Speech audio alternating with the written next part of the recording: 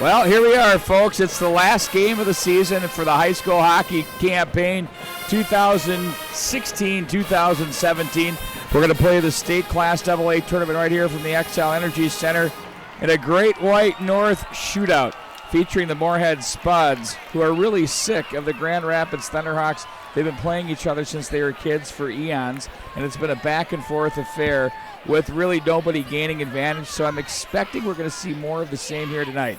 Along with Bart Archer, I'm Pete Wagner. Thank you so much for joining us here tonight. Our coverage is presented to you in part by Nature's Fury Nutri-Drink. Pick and shovel, top-tier athletes, Sparks, True Hockey, and the unreal player of the game, Bart Archer. It's been an odyssey. This has been an incredible tournament. And what more can you say to wrap it up with this one?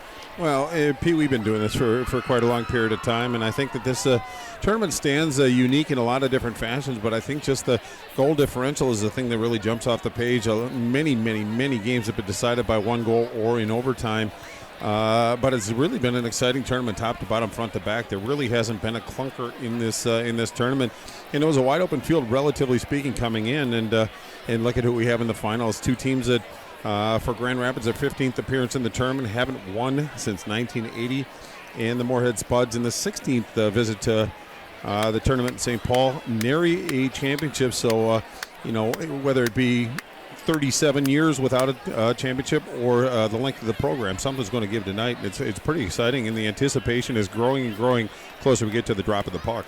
Well, it is, and we worked our way through. I don't know if it's going to be any easier for these two teams to beat what we saw this afternoon, which featured Hermantown winning their third state title in school history and back-to-back titles with a riveting double overtime 4-3 win against the Monticello Annandale Maple Lake Moose, a game to be remembered for a long time. So that went a little bit later.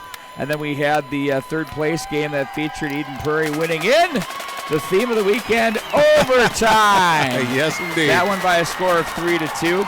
And Nolan Sullivan picked up the game winner, the senior, at 6:55. It looked like they're going to have to go in to the ice, but fortunately for these two teams, they got it done on time, and we take to the ice as expected for this hockey game. Yeah, and for Sullivan, that was the second goal of the game. Middlestad scored a goal in that period, in that game as well, but it had a little intensity to it. It was kind of quiet in here because there weren't a lot of people, but the kids came out to play and played with some pride, and it was an entertaining game. But Pete, as far as the Class A championship, there are many years that I've actually foregone that and just heard, over the radio or other. But something got me off the couch today and told me to get in here and witness this game, and I certainly wasn't disappointed. It was a phenomenal game to watch, the ebbs and flows, and I don't know. I think you'd be more appropriate to describe the goings on, but a couple of unique situations in that game service that I think people will be talking about for quite some time.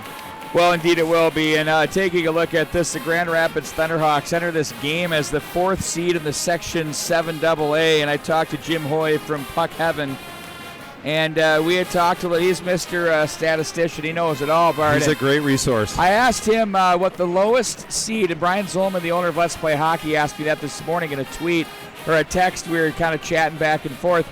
And he said, he goes, the 4 seed out of a section has to be the lowest seed anybody's ever been to play for, let alone win a state championship. And I can't disagree with that.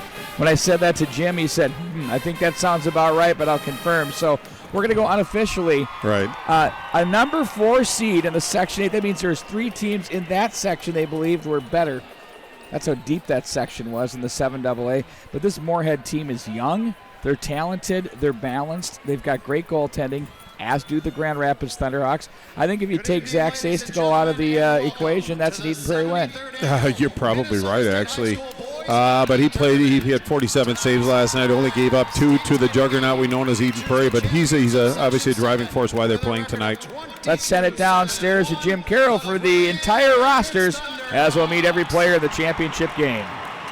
Against the champions of Section 8 with a record of 24-3-3, the Moorhead Spuds. Before we meet the players, let's meet the Grand Rapids cheerleaders. Brenna Brasted, Autumn Butterfield, Laura Denver, Haley Freilich, and Tegan Provenzino. Now let's meet the players. Senior goalie number 1, Jacob Partlow. Junior defenseman number 2, Michael Heitkamp. Junior defenseman number 4, Tyler Danielson. Junior defenseman number 5, Jax Broking. Senior forward number 6, Keegan Graber. Junior forward number 7, Blake McLaughlin.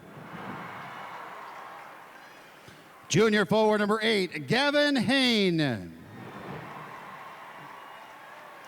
Junior forward number 9, Nano DiGiuseppe.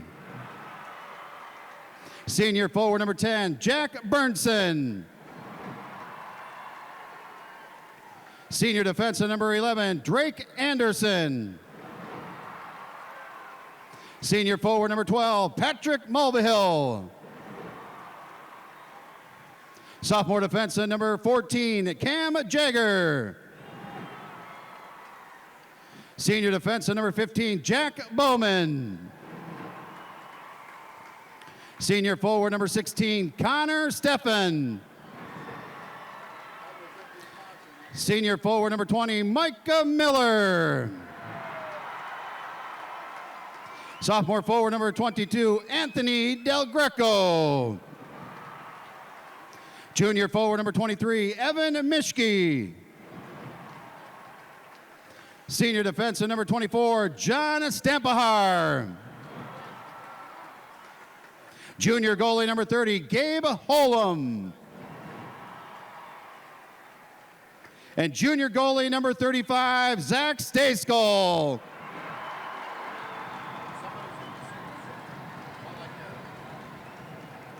The assistant coaches are Bo Geisler and Chris Marinucci. Head coach is Trent Klatt, the Grand Rapids Thunderhawks.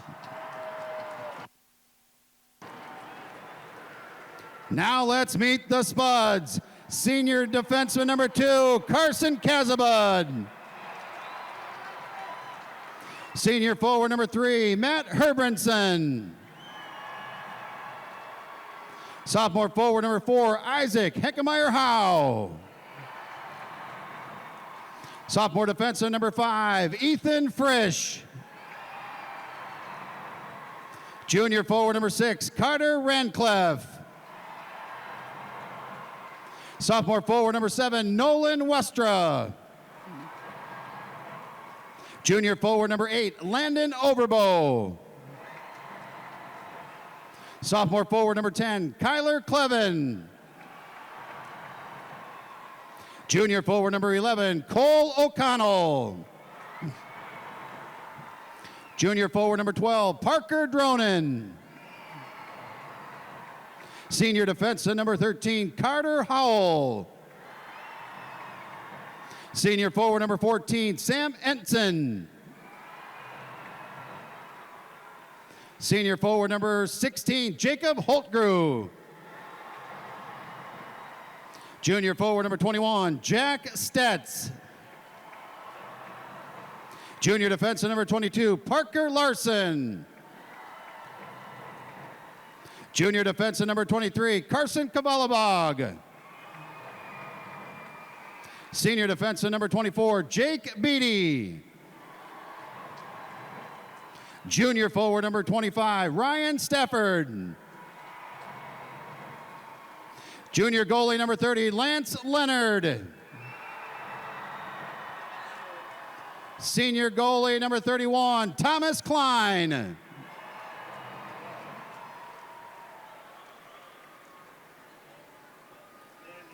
The assistant coaches are Tony Kunka. Head coach is John Ammerman, the Moorhead Spuds.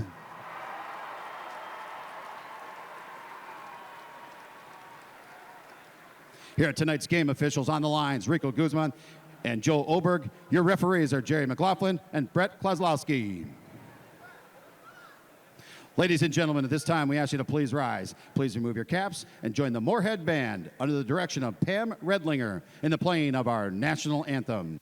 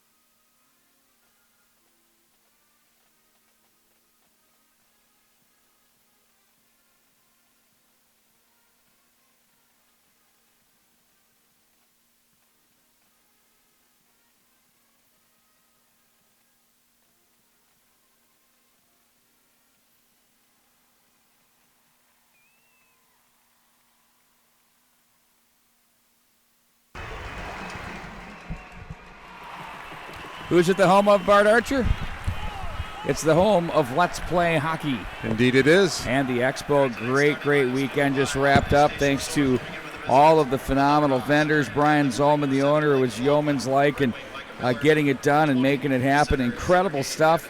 What a great place for the hockey community to gather and convene and really get that going and share their goods and their wares. Bart Archer, what do you think here tonight? Well, I don't really know if I know what to think, Pete. I've been talking to people up and down the aisle up here in the press row, and everybody kind of just shrugs their shoulders a little bit. It's anybody's game tonight. I think a lot of the public sentiment is going toward Grand Rapids, but I think when what push is came Bart to Archer's sentiment? Well, my sentiment is I think Moorhead is just poison ready. Unbeaten in 20 games, 2 ties on the docket, and the 2 ties were against Breck and St. Michael Albertville, 2 very good squads, but just defensively they're playing so well. Out of the last 14 games, I think 7 of them have been shutouts, and 5 of them or 4 of them have been only 1 goal against. So defensively they're very sound. Plus they have a lot of offensive wherewithal. They have guys that can put the puck in the net. They have 3 balanced lines, but you look at the Grand Rapids side of it, their goaltending, check that box. Defense, check that box, and they have that big line. But I think the definitive factor tonight might be that second unit. They played so well against Eden Prairie,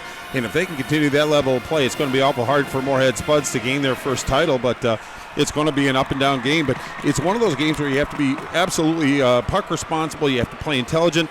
And you just have to play a very smart game tonight. And I think that, puck possession is going to be obviously important. Stay out of the box, I think, is probably one of the keys. But it's just going to come down to who makes the fewest mistakes. And when a team gets the opportunity, who cashes in. But it's going to be a great one. So buckle up, folks. It's going to be a great ride.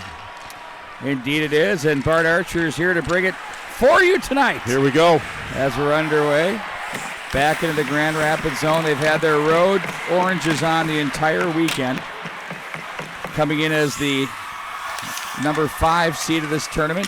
Now Gavin Hain will play it rink wide. Back into the neutral zone it goes. It's going to be Howell to play this one in on goal. Zach Stayskull starts again. He has started all 3 of these games in the state tournament. They've gone exclusively with him in the playoffs. Of course, Gabe Holm, another junior goaltender, very good. I think he only has 1 loss against 10 wins on the year. I think he's a little dinged up, and I think that's why they're running with Stayskull. Stick save and a good one there by Lance Leonard, a solid goalie for the Moorhead Spuds.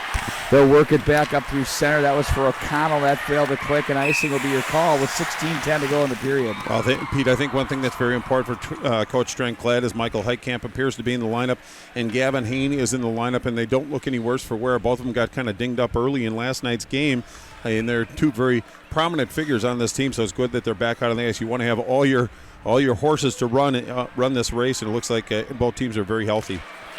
Face off, 1 played out of the zone. Foot race ensues. It's going to be Anderson with it. That's turned over at the line as the Spuds. Clevin will try to get this one from the slot area. There's really no correlation to teams scoring first in this tournament of the Class A or AA other than they end up losing. Well, every time you think you have a trend, something goes to kind of to thwart that. But Burnson carries this one low. If anybody's worried about an attendance issue because it was 2 teams out of the Metro, they got to be kidding themselves. I'm not seeing an open seat here at the X. across the line. There's a shot over the top of the net by Kyler Clevin rather, that failed to click. Steered off the blocker pad now by Stace. Go back in behind the net it goes. Played up from the corner. Del Greco finds his man. Now they'll play it back into the neutral zone, handled by the Spuds. That's Kozabud, quite the player on the blue line for the Spuds edition. Puck will be claimed up on the right wing boards and held in at the line. Now it's the Thunderhawks once again from center. Kozabud plays it down as he finds his man on the left wing side. That's Encian. Now it's going to be the Thunderhawks as they regroup in their own zone. Stampahar was there. Big check thrown in the neutral zone. Kozabud rams D. Giuseppe, who's going to go to the bench. He's okay. Back up the ice, it's Encian. Loses the handle, reaches back into it, catches it at the line. In on goal as he catches Stacekel up high with a big shot there, Bart. Well, it was a pretty good shot by Encian. Actually gained the zone, went to the left circle, got a good shot off, and he tried to go glove side, kind of in tight toward the body, so it was tough for Stacekel to actually round that puck up, but he did just that. But as you said, that was actually a pretty big hit on Di Giuseppe, but no problem. I think it was just the end of the shift, but he went off, but it was a big check. Send a little message.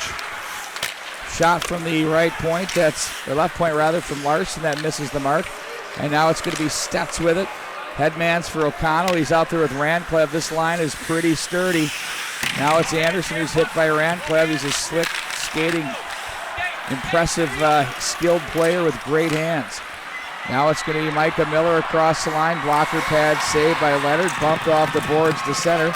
And it's the Thunderhawks to regroup. They play this off the right wing boards in a big collision at the line. Now it's Micah Miller. McLaughlin finds his man. That's Drake Anderson from the left point. He walked down to the top of the circle and missed the mark. Miller gets it back from behind the net. Oh, a big check by the official. Oh, my word. Can't even get up. Oh, jeez. Hit your life alert button. With the chance down low, that was terrible. Now across the line, it's going to be Burnson for Graber. Graber that is. He had a goal. Steffen had the game winner. This line was solid last night against the Eagles of Eden Prairie in their win. Turning it back up ice. Now it's going to be Cole O'Connell for the Moorhead Spuds to the left wing side. Rancliffe is stopped dead in his tracks by Stampahar. He tried to clear it down, but Rancliffe goes vertical and he hits Stacekel right in the mask with a bullet as that one's turned aside to the right wing corner it goes as the Spuds carry it back in behind the net. 2-on-2 battle. Thunderhawks are ferocious with their movement in the defensive zone. They have to be because this Spuds team is bringing a serious effort. And a penalty is going to be called. That's going to go to, is that O'Connell that brought his man down? No, I think it was Dronin that actually got his stick up, but it's going to be Moorhead that's going to be a man down offensive zone penalty. Not what you wanted to do. We'll take a timeout. When we come back, we'll have more as high school hockey continues right here at Let'sPlayHockey.com. We've been dealing with the inconvenience of getting our skate sharpened at hockey shops for decades. Now, many of us have kids, and we're dealing with it all over again. Up until now, there hasn't been a piece of equipment that was safe, easy to use, and accurate to allow the hockey player to maintain their skates at the pro level at home on their own time with their own equipment.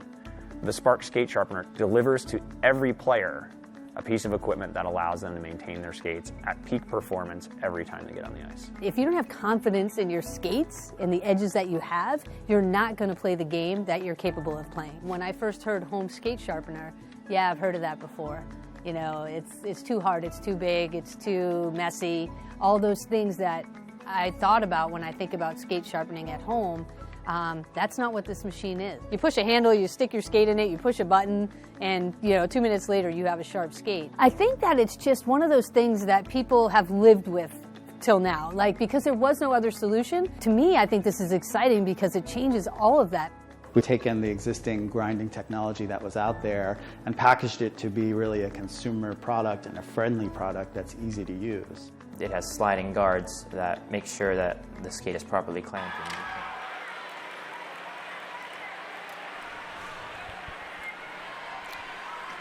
13:05 shows on the clock. Shots on goal for Moorhead 4, for Grand Rapids 3, but now it becomes a special teams effort here for the Thunderhawks.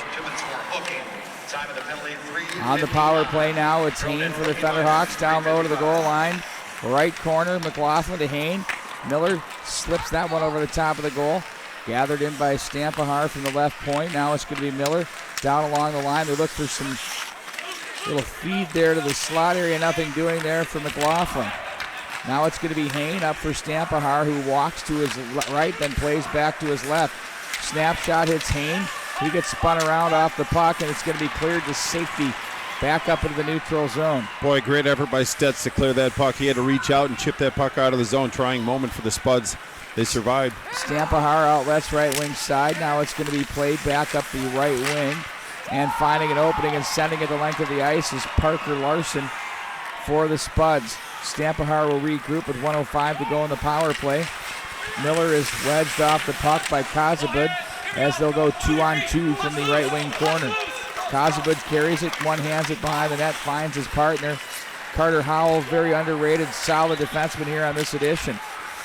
Heitkamp for the Thunderhawks gets a pass behind his own net. He's going to leave it for Stampahar and head to the bench as Stampahar will rush the puck up the ice. Didn't like what he had as O'Connell took a nice angle toward him. That too far for Graber, icing your call. We'll bring it back into the Thunderhawk zone. Well, kind of a lazy line change by Grand Rapids with the power play. It just seemed like three players kind of about halfway across the ice kind of put it in cruise control and really allowed Moorhead Spuds to get some pressure on Stampahar. He had to relieve that pressure, but they're going to have to be a little crisper on their line changes if they're going to have success tonight. Little things mean a lot in this contest. Sent wide of the net, up high. Indeed, it's the small things in the details. The devil is in the detail, as we like to say. Left wing pass sent right in by Graber, behind all the way around to the left side in the Moorhead zone as they try to play it out. Now it's going to be Steffen as he carries it to the corner. Looks for some room to the slot. Nobody there. Graber will rotate up high. He gets it now to the right point. Plays it down low to Steffen from the right corner. Kicks it back onto his stick. Back up to Graber as it'll be Dronen back on the ice. It's 5-on-5. Save made there. The deflection by Graber turned aside by Leonard and out of the zone. O'Connell springs Dronen to try to bulldog his way past the defenseman John Stampahar, and he catches himself in offside. Well, I think one of the positives for Coach John Ammerman and the Spuds is generally if you can kill off a penalty, especially early in a championship game, it lifts the bench up a little bit. But if you're Grand Rapids, obviously when you get that power play, expectations get raised a little bit if you don't score. It doesn't really set you back, but it doesn't give you that feel good. So Moorhead hopefully can capitalize and show some energy and get some pushback. As they back up the left wing and right wing on that face-off, it's won by the Thunderhawks at their own line as they carry it across the center red line. McLaughlin up the left wing. He's fish-hooked, and the penalty is going to be called on Holtgrew as they'll go for a hook. Yeah, it's or a hook or a high stick. It looks like a hook, as you said, Pete Wagner. But the Spuds just have to kind of, use their body and use their feet to check and interrupt the stride, but he just got a little aggressive on that stick, brought it up into the shoulder plate and under the mask, so he's going to spend 2 minutes in the box. And in the Thunderhawks power play, 28.6 through the course of the season through sections, but 43% in the state tournament. You don't want to tempt fate too many times. Face-off now to Leonard's right. Face-off going to be very important for the Spuds team in their own zone, a man down.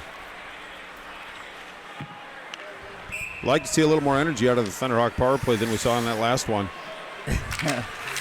Well, they get two chances, and you know what? They get offensive zone time, too.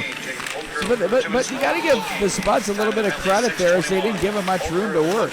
I'll give them a lot of credit. McLaughlin will try to muscle his way behind. 1:45 to go in this penalty. Deflected off his stick to the line. Now it's going to be held by Stampahar. Heitkamp takes it from the right circle as he plays it up to the right point. Looks and plays to Hain. Top of the right circle, McLaughlin. Backdoor, they shoot, and they get that one blocked. That's about ready to start the traditional goal call there, but no. Well, wide open net, but O'Connell, nice job. Yeah, he got his stick on that enough, and now he gets it and swipes it down the ice right up the middle. And moving to his right is Stayskull as he zings a pass to Miller, who tried to deflect it to the oncoming McLaughlin, but that's stopped by the defense. Now they'll quickly set up in the zone, will the Thunderhawks with 1:05 to go into man advantage. Played back to Hain. Hain plays this one up high. Heitkamp shot's blocked. Turned over. Hain, a big shot. Scores! Oh, it got through the middle. The wickets looked like for a second the goaltender had his hands on it. Leonard but the Thunderhawks take the 1-0 lead. Well, that shot had some torque on it, and I think it just carried it over the momentum of that shot. He made the initial save, but the puck still had some forward progress. But it all started just inside the blue line. Moorhead Spuds had possession of the puck almost, but a nice stick work by one of the Thunderhawk forwards on that. Really purged it. It might have been Micah Miller on that one. Just took the puck away from him, got it on the Haynes stick. He turned and fired. Nice low shot on the ice. Geez, you have to feel for Leonard. He made the initial save, but that puck just had eyes. Found the back of the net. Power play goal for the Grand Rapids Thunderhawks.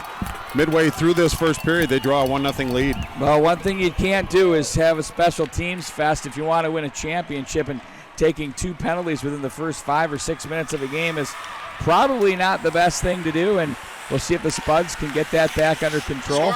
They deflect this one in deep.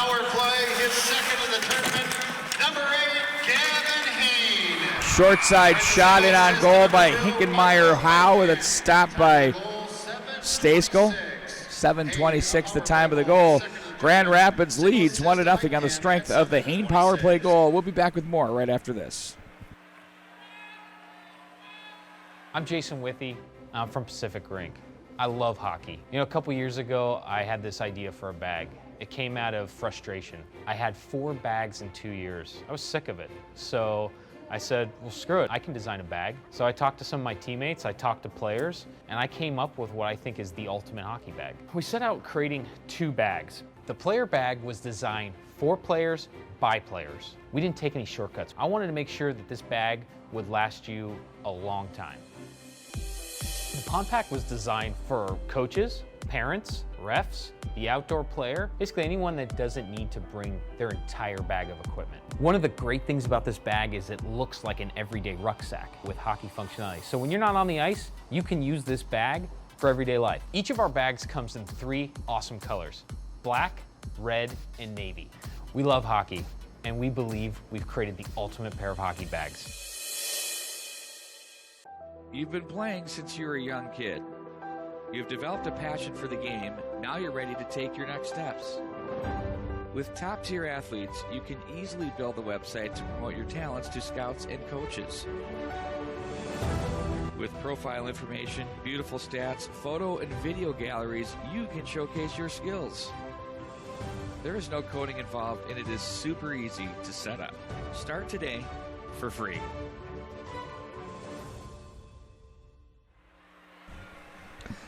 We come back to the XL Energy Centers. We queue up for a face-off to the left of Stayskull in his own zone in the Grand Rapids zone.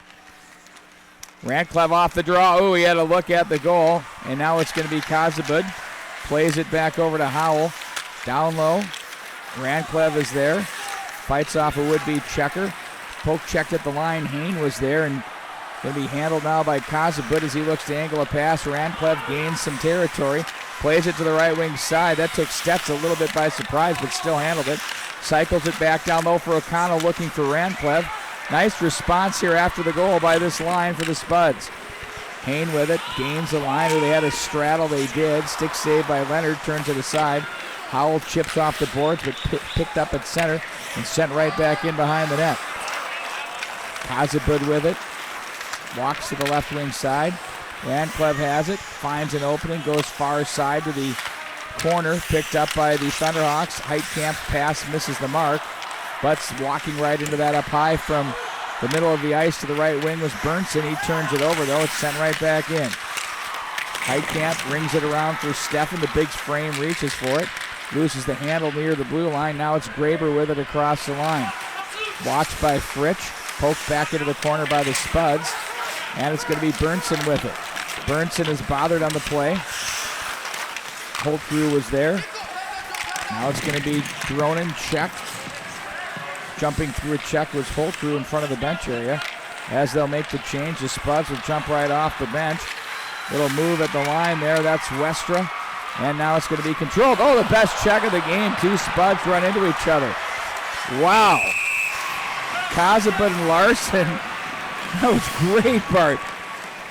Well, the good part about it is they ran into each other at their own blue line, but the puck was moving away from that blue line back into Grand Rapids territory. So really kind of a moment, but they survived that one. For Hain, it was his 28th goal, 5th on the power play. Only 7 goals have scored on special teams for Gavin Hain, so that means he's quite the 5-on-5 player as well. Seems like he's got his mojo tonight. Left wing they go with it across the line. And now it's going to be the Thunderhawks bumping this one off the boards and sent back in. That was VG Seppi. So far seeing 3 lines rotated regularly here by these two teams. Unlike the 2-line showdown in the Class A. There's a shot. Oh, man, I thought that went in. It hit the goaltender, Staceco, and popped out so fast it's like it hit the back of the goal. Scores! Back the other way! McLaughlin for the 2-0 lead. Well, it was a nice zone entry. I believe it was Micah Miller. Drew the defenseman in, dropped it back, and it was McLaughlin that sent that one far side. And McLaughlin, that's his 19th goal of the season. But boy, if you're Moorhead, you have to be a little shell-shocked. Shots on goal right now. Grand Rapids with the 8 and already 2 on the board. And after a solid defensive performance the last couple days, but Pete, you said about 2 lines earlier in the Class A, but if you notice in the third period in the overtimes, they were dragging their feet like they had sandbags on their skates, so working three lines in is a good thing for both of these coaches. Keep the fresh legs into the third period because hopefully they're going to need them, but it's 2-0 Grand Rapids right now. Good pushback from Moorhead after the last goal, but we'll see how they respond on this one. Indeed we will. It was a nice shot. Played it to the far side. Let's check in with Jim Carroll. The tournament number 7, Blake McLaughlin. With the single assist to number 8, Gavin Hain. Time 10:05. McLaughlin is third of the Back the other way. A shot on goal, and Staceco flares the leather. Hangs on to that one. Will face off inside his zone. Well, it was Gavin Hain that actually did that nice draw pass, but Stetz with a nice shot. He was on the weak side, and really the Grand Rapids defenders were drifting over to the right side, and he was all on the left side. One-on-one battle with Staceco. Staceco won the first round. O'Connell takes the face-off against Graber. It's won by the Thunderhawks. Stefan is there, watched by Fritz to the corner, who finishes him. Bernson comes along and races into the puck. Up to the line it goes. Waiting and shooting. That one's wide of the mark. Out front, look out. Bernson is shot. Nice save, Leonard. Up high to the line. Heitkamp wrist shot. That one's blocked. And now it's going to be handled by Stampahar at center. Picked up by O'Connell across the line. Looks for Ranklev, and they're just offside at the line. Boy, that's a tough thing to do. You don't get too many opportunities against Grand Rapids, and don't shoot yourself in the foot. Pay particular attention, but I want to back it up a little bit. Michael Heitkamp, the junior defender, made a very savvy play. Had the puck at the point inside the Moorhead zone. The shooting lanes were congested. The passing lanes were congested, so he calculated a bounce off the end board. The lively end boards here at the XL Energy Center came right out into traffic in front of the net, so really a heady play by the junior defenseman. Now it's going to be Hain who comes out of the pile from the face-off to play this one in behind the Moorhead net to the right of Leonard as he looks on. The big goaltender for the Spuds. Back to center. Hain tries to work his way through traffic. It's going to be Micah Miller to play this one back in behind. Beatty is there. Clevin, now ahead it goes. Holtgrew off the boards. It's going to be a long race for this one. Drake Anderson's pool cue down onto the ground. They go short side to the Spuds. Oh. Yeah, you oversold that a little bit, trying to draw a little attention. You have to appreciate that. You want the embellishment. But, Pete, we've seen third game in 3 nights, very competitive atmosphere, a lot of pucks being dumped in and chased after, and that was no exception. Both of the attacker and the defender went down. The puck came out, and Staceco's right side just carried along the boards. You listen to Minnesota State High School Hockey Championship on Let'sPlayHockey.com. Don't go away. Minnesota on the highest quality materials. Hockey, baseball, ice fishing, plaid, and Paul Bunyan, all things Minnesotan. And for a limited time, go to the website and check out our throwback tourney shirt. It's an homage to the Clearboard Capital St. Paul Civic Center, and it's available now. Good luck to all teams this weekend from the Pick and Shovelware and pickandshovelware.com. Find the perfect gift for the Minnesota sports and outdoor fan and your family at Pick and Shovelware and pickandshovelware.com. Truly unique northern-inspired designs.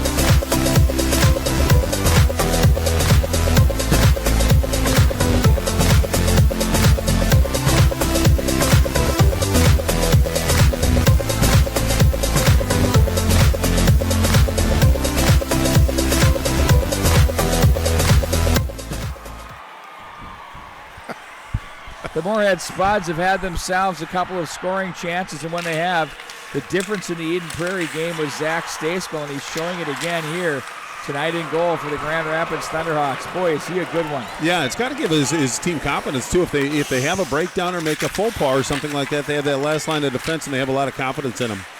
Certainly looks like a next-level goaltender to me. Cross the line, Hayne with a shot, glove saved by Leonard. He hangs on. Well, it was a pretty good shot. It was just on top of the right circle. A left-handed shot on the right side, so pretty good angle on that one. Went glove side, but Leonard has to feel pretty good about that save. That was a very, very good save against a player that seems to be on his game tonight, and that's Gavin Hayne. And on goal it goes. You know, the interesting thing about these teams is if you look at the youth level, you know, Grand Rapids wins the state title. I believe it was when the juniors were Bantams. And then Moorhead finished in second place behind Minnetonka when I believe the sophomores were freshmen last year. So there's been some success among these groups at the youth levels. This isn't just happening by chance here that these two teams are here.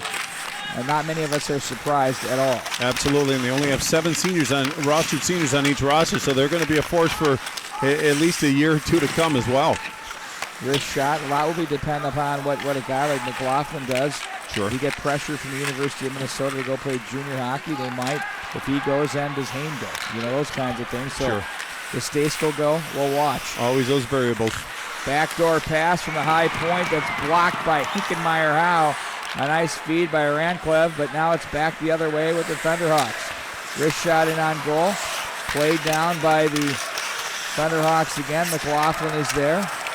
And back up ice they go. Howell with it.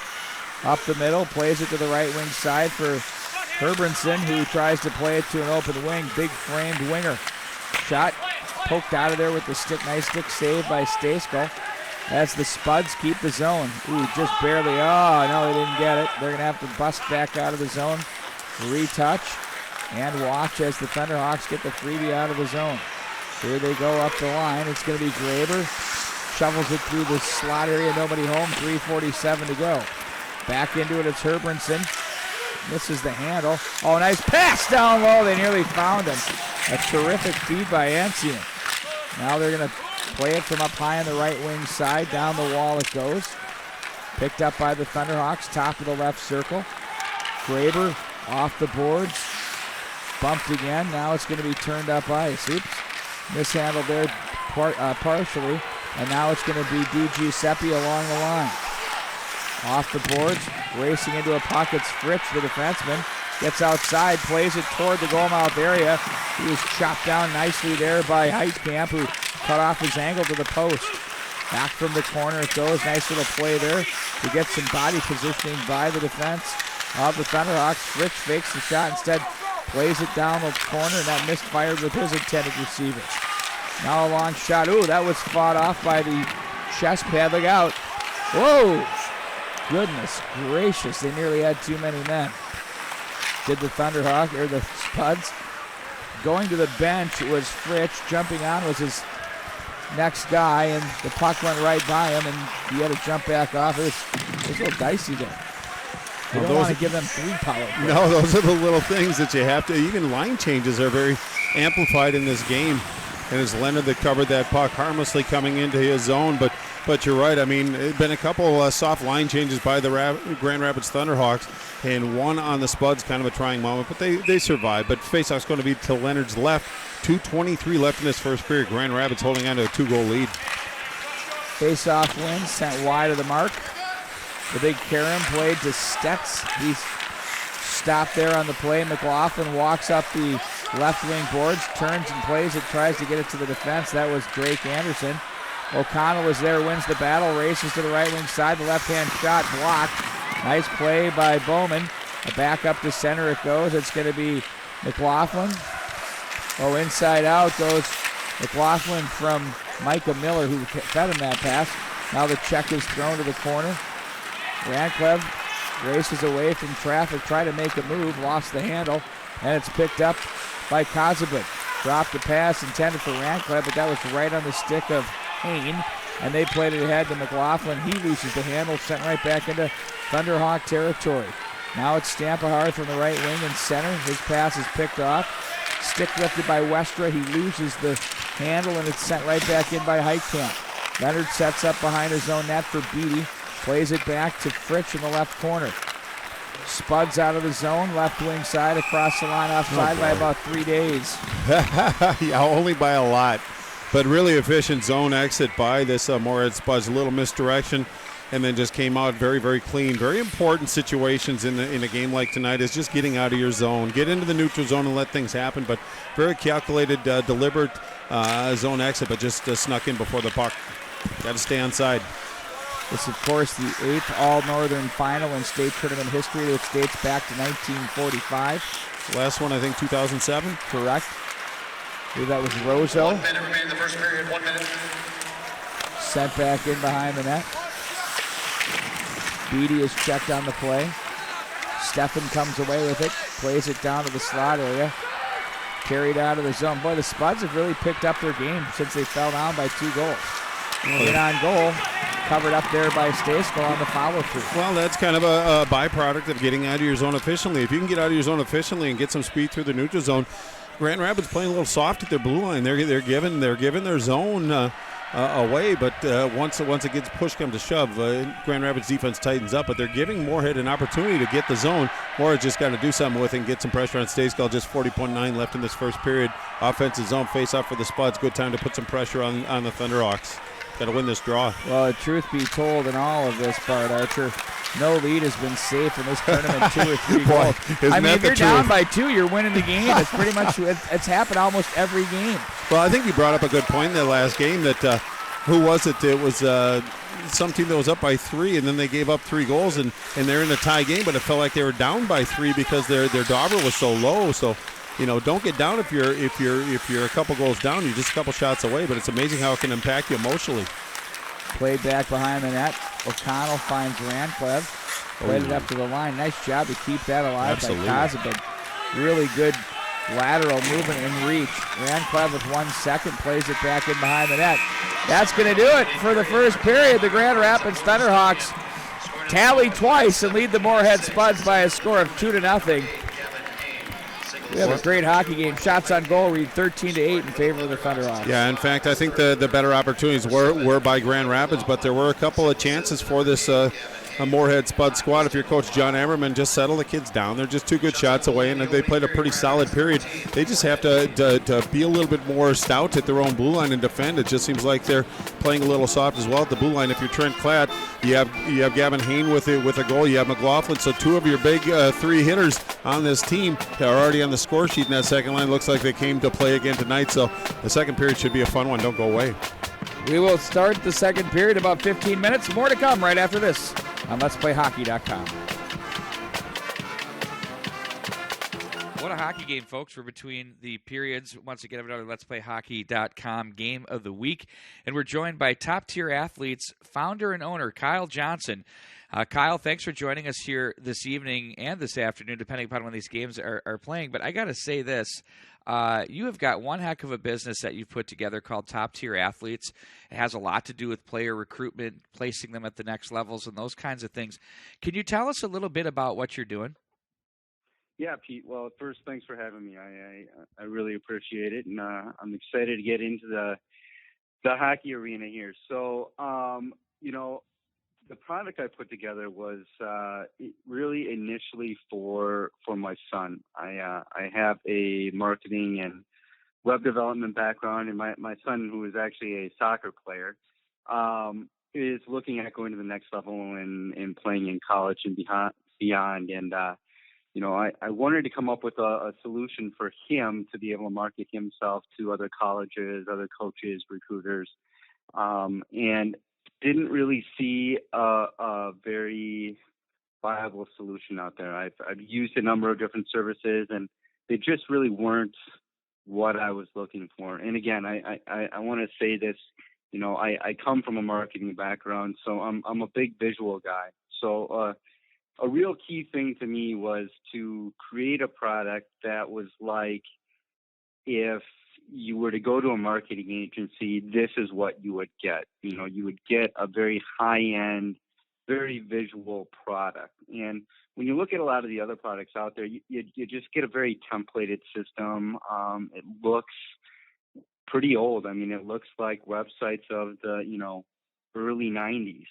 And we know today that, things are so much more visual. People want to see great photos. They want to see, statistics presented in a visually appealing way, video highlights, coaches' testimonials, that type of thing. And, they want to be able to see that and also do it with not a lot of work. And that was, really the other key thing that what I was trying to do was to build a platform that's easy for both players and parents to use. So it's interesting. We see a lot of the what we would term family advisors or people that help with the process of getting into the next level, and really what's being learned out there is some can kind of overdo it with the emails and those kinds of things, and I think coaches can kind of get a little bit burnt out on the hammering of the inbox, so to speak. Is there something that is different in this approach, and how do you go about that to avoid from that numbing of the coaches? So, that's a great observation, because I've talked to many coaches and I've gone through systems as a parent as well. And, one of the main things that coaches have told me is that, they, and I'm not going to name any of my, of these other softwares, but, some of the other web platforms that are out there promoting athletes to get into college and beyond, they talk about, having this extensive network of college coaches, which I'm sure they do. But the thing is that, these coaches, they just get inundated with email after email after email. And, they're actually close to being spammed by some of these companies. And these coaches have told me firsthand, they said, look, I don't even look at those emails. If I see an email from this certain company, I'll delete it, because they get, 10, 15, 20 a day. They don't really have time to do that. And I said, well, what would make it so that, you would get to, see these athletes? And they said 10 times out of 10, if we have an athlete that directly contacts us from their personal email, we'll read it and take it into consideration. Now, that email, there has to be some substance in that email. The athlete has to do some research on that specific college or specific team, show some effort. Sure. But if that's coming from the individual athlete, the coach will open that up 10 times out of 10. Where if they get an email from a service they have may subscribe to, that, they're not even getting emails because they're deleting them, because they're getting just bombarded by emails day in and day out by these other services. So what's very important to note here is this is really a user-based driven product that you've put together here. And so in the hockey world, the idea is, and it's not a large community, but there's plenty of players out there where they can tell their story and they can have their information put together. I know at every level there's a market for this, whether it's the junior college or professional ranks, where you mentioned telling the video story, the visual story, and also the background of the person's story, whether that's a statistical setup and the graphics that you have to take such a great job there. And they catch your eye quickly, and they at least, I think the idea of this is to give coaches reason to come out and see you play and meet with you. Would that be a fair assessment? 100%, absolutely. And one of the features that we have is a scheduling calendar on the site that players can actually go in and put in their games, practices, whether they're going to be at a tournament or not. They can put in their full schedule, and if a coach sees that, a coach can just come out at their own time and say, hey, this kid's playing at Mariucci on this date in this tournament. I'm just going to come out and watch. That kind of eliminates the stress factor of if you're a player and you have a cert, or there's a coach that's going to come out and watch. sometimes players just aren't in their natural environment. They may tense up a little bit, right? And so this allows for a coach to just come out at their leisure and watch the kid play and, really see what their talents are. Are and, you? I'm sorry. Go right ahead. Go right ahead. No, that's fine. I was just going to say that, to your point, you really hit it on the head. This system is really set up for players at all levels. You could look at going into juniors, going to college, and it's even set up to the point where, college athletes can use this if they're looking at going semi-pro or pro. So, some athlete that's in 8th, 9th grade that could, pick up this system, they could literally use it all the way through their career and just really showcase their body of work. Well, and it's priced at an incredible rate. We've seen some huge numbers out there, and that's kind of a risk because, the scholarships aren't guaranteed at certain levels, as we know. And so, I think it can be argued that it's made as an investment to the future. However, when you really get down to the nuts and bolts of it, you don't really get to where you want to be. Or you're not going to make that money back up. So you've got a monthly payment structure that's set up that I think is really great. And then on top of that, I think it would be really helpful, and we're going to do an on-air production meeting here. Are you okay with me posting a graphic and a link through on this show page here on letsplayhockey.com where someone can see an example of what their page can look like? They can contact you, and you can get them starting. You've got a 10-day trial going too, don't you? Absolutely. First and foremost, I'm a parent and I've gone through the process and I'm going through the process, and I don't want to gouge families for money. That's not my intent at all, right? My intent is to put out a product that athletes are going to use, that families are going to use to help, promote their athletic ability. And again, if they're going to college, there's actually a section on there that they can highlight their academics, which is, a highly important thing if you're looking at going to college. So, first and foremost, again, I'm a parent and I know the systems out there and I just want to make it accessible to athletes. And then absolutely, yep, we have a 10-day free trial. So, there's no risk. You don't have to enter a credit card or anything. And you get a free trial. Just, get on the site, try it out, get some pictures up there, get some stats up there, maybe embed some videos if you have them on YouTube or Vimeo already, and see what it's like. Give it a whirl. There's no risk at all. And, we have a great price right now. So we're actually going to be running a promo as well here. And it's a discount just for the Let's Play Hockey family per se. So, if you sign up and after your free trial and keep on going, for the next 3 months, the monthly price will be cut in half. So you're paying $7.49 a month for the first 3 months. And then after that, it's, $14.99 a month, which is still just a great rate to have a tool that really allows you to showcase your talents. And that would be a steal, my friends. That is great stuff. So Kyle Johnson, of course, it should be noted that his son is playing the game of football, better known as soccer in our area, in England. So, I mean, if you're there as a college athlete doing that, I think you know a little bit about navigating the waters. So you've got a good background with that, Kyle. That's a real-life story, which is a good one to use. It is. It's been an amazing experience. The website is toptierathletes.com.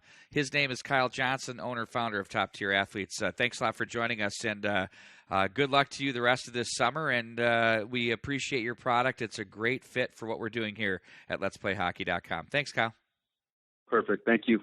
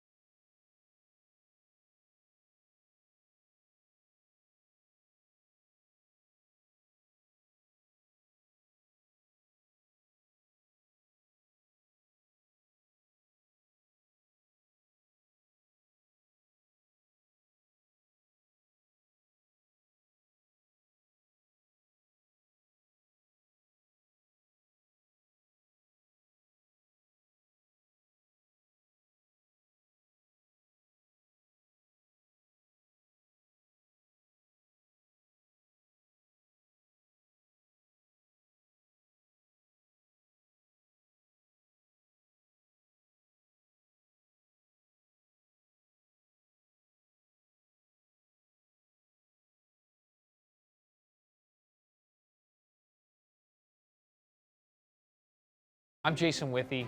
I'm from Pacific Rink. I love hockey. You know, a couple years ago, I had this idea for a bag. It came out of frustration. I had 4 bags in 2 years. I was sick of it. So I said, well, screw it, I can design a bag. So I talked to some of my teammates, I talked to players, and I came up with what I think is the ultimate hockey bag. We set out creating 2 bags. The player bag was designed for players, by players. We didn't take any shortcuts. I wanted to make sure that this bag would last you a long time. The Pond Pack was designed for coaches, parents, refs, the outdoor player, basically anyone that doesn't need to bring their entire bag.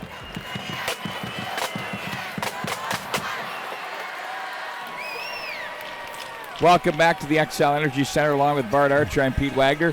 Period number 1 is in the books. Bart, how about a quick summary? 2 goals scored by the Grand Rapids Thunderhawks. Yes, Gavin Hain opened the scoring at 7:26 from Michael Heitkamp. Then at 10:05, it was Blake McLaughlin from Gavin Hain. Shots on goal that period, Grand Rapids with 13, Moorhead with 8. I'm sure Moorhead wants to build that number this period, and they look like they're awfully motivated, but they got to kind of get on their horse a little bit. Obviously they're 2 good shots down like we talked about before the period came to a close. And, Zach Stacekall has been playing phenomenally during this tournament. They just have to get some more looks and some more offensive zone time, but Grand Rapids is playing some pretty stingy defense so far. As we begin this period, I'd like to say hello to Rick and Sandy Hansen listening in. They're in Virginia right now, Sweet. Both from Minnesota. Sandy is a Greenway grad. How about that 50-year anniversary celebration in St. Paul today, Bart, for Greenway? It made parking a bit of an ollie, but yeah, it's kind of fun. They kind of shut the city down. Yeah, they really did. Right wing side, here come the Thunderhawks. Leonard makes the save. We're 5-on-5 as it's picked off by Rancliffe as he tries to skate away from the speedy Gavin Hain. Now, Rancliffe can skate, but Hain was stride for stride, making things difficult for him moving up the ice. Centering feed to the slot area, poked away there by Heitkamp. Now it's going to be McLaughlin. His shot misses the mark. Burnson comes over from the right side. He's pinned up along the boards. Offensive zone time now for the Grand Rapids Thunderhawks. O'Connell is there. Now it's Graber. Steffen. Expand on that in the low slot area. Oohs and ahs from the packed house here at the XL Energy Center. Burnson with it. Tries to fight off his battle. I can't say enough about how this line's playing, Bart. Well, Burnson's just been a one-man wrecking crew out there, especially on this shift. He's all over the place, very difficult to play against. Cross the line, Spuds play this one deep. That's for Rancliffe, who's bulldozed down on the ice. And there's a delayed penalty on the ice. We'll see if this is coming up on the Spuds. Well, if it is against the Spuds, that's really not what they needed to have happen at that. It's going to be a hooking penalty. Nobody's making their way to the box. I thought it actually might be Drake Anderson of the Grand Rapids Thunderhawks, but nobody's making to the box. You're right, Pete. It looks like it is on the Spuds. Thunderhawks. Okay. Oh, there's somebody already in the box. I got to pay more attention. I'm sorry about that, folks, but it's Connor Steffen that's going to take that hooking penalty. Moorhead with a great opportunity on the power play offensive zone faceoff. 2 Stacekall's left. I just saw a donut vendor run down the stairs with such vigor. I've never seen anything like it. What drew your attention, the donuts? Yeah, the smell. They're amazing. From the right wing side, just trying to paint the picture here in the facility. It. Create the atmosphere, Pete. I like it. Puck is played back in wide of the net. Leonard was there. And here come the Spuds out of the zone. Cleared out to center ice by Hain. And the Spuds on it now once again. It's going to be Kazabud playing it to the left wing side across the line. Howell sends a shot in, steered up off the netting by Stacekall. Well, busy sticks. Ramp that one up and out of play. It's going to be in the Grand Rapids zone. 1:22 left in the penalty to Steffen. I always put that little French accent into it. Chuck Watson, the 1964 first head coach of the Moorhead Spuds, is watching on. Little tweet that showed up on the overhead scoreboard. That was great stuff. Absolutely. Right wing side, O'Connell with it. Yeah, you do like to put that French tuck in there. A little inflection on Steffen. You kind of go Steffen reshape. Yeah, it's been something that I've been wrestling with for many, many years, but Spuds are getting offensive zone time. They're moving the puck around quite well, but once it gets to the shooter, Grand Rapids is closing that space and really ramping and getting the busy six out there. They've done a good job of defending so far. Poked out of there by Stayskull. Spuds play to the line. Oh, not able to handle that one was Fritsch, and they're going to be caught offside. Well, that one rolled on him a little bit. I think it just hopped up and over his stick, tried to save it, but to no avail. Just kind of a plotting power play, stop and start. You want a little bit more flow. You want to be able to work the puck, but you can't take offsides or take whistles. Great to see Bob Gibbons on the line here, enjoying our last call of the season. It's Hello, crazy. Bob. Seemed just like yesterday you and I were waddling into the Braemar Arena to do the Edina Holiday Classic with these same Grand Rapids Thunderhawks. Yeah, that's a fun tournament. Two tournaments, obviously, I look forward to. Obviously, the state tournament, but that holiday tournament's something special, too. Left wing pass. Swung around behind the net. Controlled now by Stetz. Rancliffe plays through. Oh, what a save by Stayskull of the Thunderhawks. Took it away with his right pad, had a stretch out. He had the man wide open off the side of the net.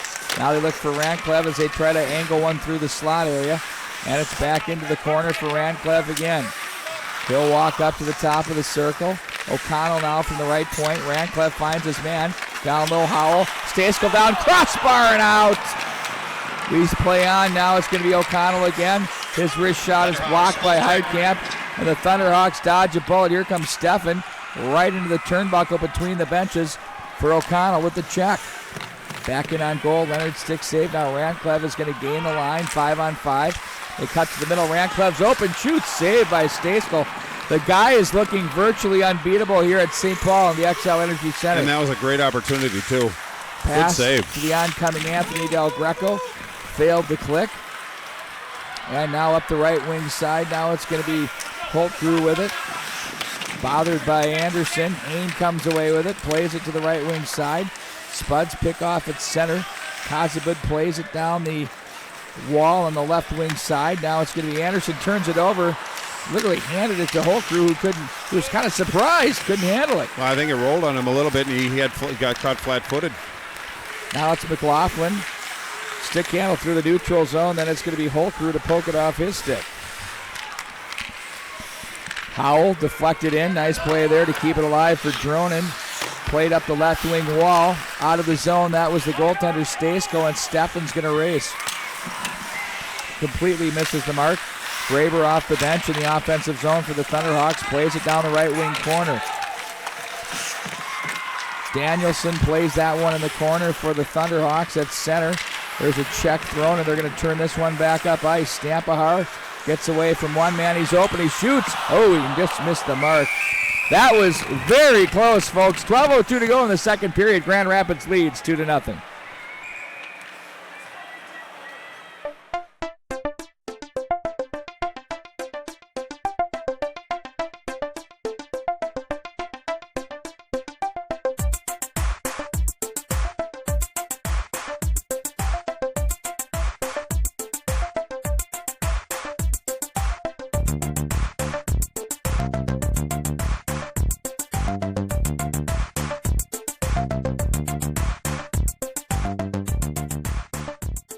My name is Darrell Evans. I'm a former player with the Los Angeles Kings and currently the color analyst on the Kings radio broadcast. Well, I really like it the way it's so compact. Everything is nicely sectioned off where you can put, whether it be a laptop, an iPad or something like that that's separate from getting your skates being banged up against it. You have a place for your gloves, a place to attach your helmet.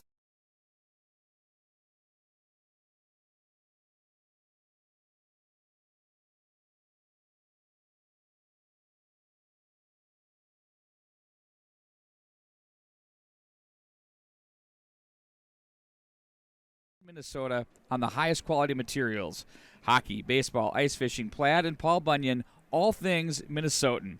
And for a limited time, go to the website and check out our throwback tourney shirt. It's an homage to the Clearboard Capital St. Paul Civic Center, and it's available now. Good luck to all teams this weekend from the Pick and Shovelware and pickandshovelware.com. Find the perfect gift. Back into the Moorhead zone. We're going to face off to the left of Lance Leonard, wearing sweater number 30. Pulled back to his left behind the net. Spuds in the defensive posture. McLaughlin working really hard off the end boards. Real gritty effort tonight. Oh, nice pass. Rancliffe between the legs. Out of the zone quickly. Steps to the right wing side with O'Connell trolling to the corner. Stampahar gets the wedge. Now it's going to be picked up by Heitkamp. He goes glass to the neutral zone. Sent right back in by the Spuds, but that's stopped and handled neatly there by the defense. That was Stampahar. Didn't quite catch the booze there, Bart Archer. No, nor did I. They just don't like Stampahar. McLaughlin, just like in the movie The Jerk. Hey, someone doesn't like these cans. Back of the corner it goes. Best scene ever. No gunshots, though, which is good. Absolutely. Heitkamp with it. Back pedals. Oh, my word. Icing will be, no, icing is not the call. Fritsch is there. Rink wide. Rancliffe delivers a bullet that's wide of the mark, all the way back into the Spud zone. It goes all the way behind the net. They're going to ring it back up to the right wing for Stetz, who's just content to play it to center. Now it's Rancliffe again. Gets away from one man. Kind of tugged on the play. Yep, they're going to call that one. Absolutely. Well, and it's a good call, actually. He deliberated about it. He had a little hesitation before he called that, but it's going to be a high stick. But that's what happens when you move your feet, and that's exactly what Rancliffe did on that one. He moved his feet and forced him to make a play, and that's going to be Keegan Graber going to go to the box for that. But just, again, it was a second follow-up. First one he kind of got away with. Second one was right under the chin. He's fine. He's out there, and he's going to continue to play. But you know, the ooze from the crowd are at the same time as you, Bart. It was that intense, is what I'm saying. Absolutely, but Rancliffe's one of those driving forces. He had a really good shot off the left wing wall. Got to get those on net. It rang all around the boards all the way down. Get those shots on goal. Now it's 2 power plays apiece. The Thunderhawks have converted on one of their 2. The Spuds are going to want to hold serve with this. You can't lose a special teams battle very often in this game, and I know it's cliche, but hope you can win the hockey game.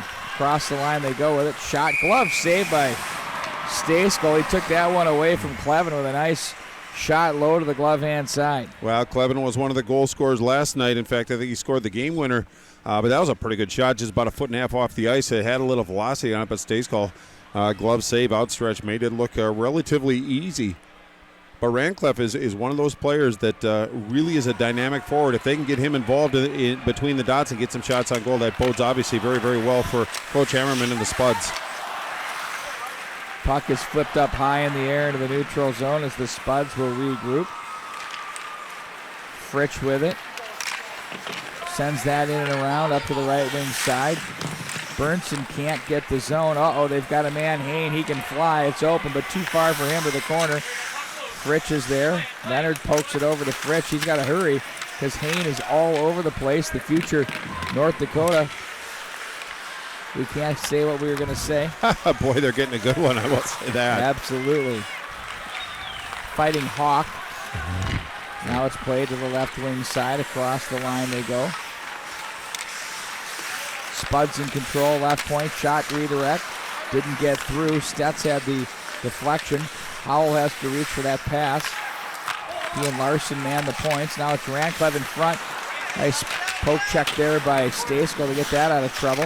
But the Spuds control and play it back in behind the net. Stampahar takes over, clear to the line. Nice skate work there. Look out. Right into the bench area. Nearly took out the coaching staff. Well, yeah, that went directly into the bench. Nobody looks like they're any worse for the wear, but really a nice job by Stampahar to separate the Spud attacker from the puck behind his goal. He just uses derriere to kind of create some space and just send it off the boards, kept it in. But once he kept it in, that's when Grand Rapids fired it into the Spuds bench with some velocity. But faceoff is going to be in the Grand Rapids zone. To Stejskal's left, just 23 seconds left in the penalty to Grand Rapids Graber. Done a pretty good job of defending on the penalty kill so far. McLaughlin will get the puck from the left corner as the Thunderhawks win the faceoff, and he lifts it high in the air and down the ice. Spuds with 10 to go in the power play. One last breakout here with the man advantage. Across the line, it's Clevin. Try to push that one in through. They'll walk along the line. Drake Anderson plays it away. And it's going to be McLaughlin. He finds Graber right off the box. Out of the penalty box, that is. That's poked away to the corner. McLaughlin jammed by Kozabud. Now it's Graber to Drake Anderson. His shot low and wide. Miller joins the fray, sends a wrist shot toward the goal mouth area. To the corner it goes. It's going to be pickpocketed. Miller, oh my word. Hayne, oh, and he's stopped by Leonard sliding to his left. Hayne just took a casual breakout and just pickpocketed by moving his feet. Drake Anderson edges is in. They score! Off the post and in. Gavin Hayne commanding 3-0 lead. The Grand Rapids Thunderhawks. Well, and for Hayne, that's his 29th, but you know, he's a skilled player, and he's one of those players you almost take his talents for granted, but tonight he's really brought his best game. This is the best I've seen him in this tournament so far in this year, but very effective player. It just seems like the push from Grand Rapids was a little bit too much for the Spuds to contain on that one. First shot, I believe, hit the post, came back out right on Hayne, and he deposited right behind the goaltender, Lance Leonard. 3-0 lead, 8:08 left in the second period. This Moorhead team better get on their horse and get back into this game, because Grand Rapids is looking very comfortable right now. But it all really started with Drake Anderson back, drove the net on that. A lot of traffic in front. No, it was actually Hayne that carried it off the near post and in. Just a very fortunate direction on that one, but that's what happens when good players get opportunities that close and tight. Really kind of left Lance Leonard hanging. He did everything he could to keep the puck out, but 3-0 Grand Rapids, up to the Spuds to respond. That'll be his 30th of the season and his third of the season. Really, Haynes started it though, Bart, when he pickpocketed the defense and forced the turnover. Now across the line it goes. Deflection in on goal. Stacekel makes the save. Again, he's been really good, Bart. That's his 14th save of the contest, and he's been rock solid. We'll take a timeout. We'll come back with more right after this.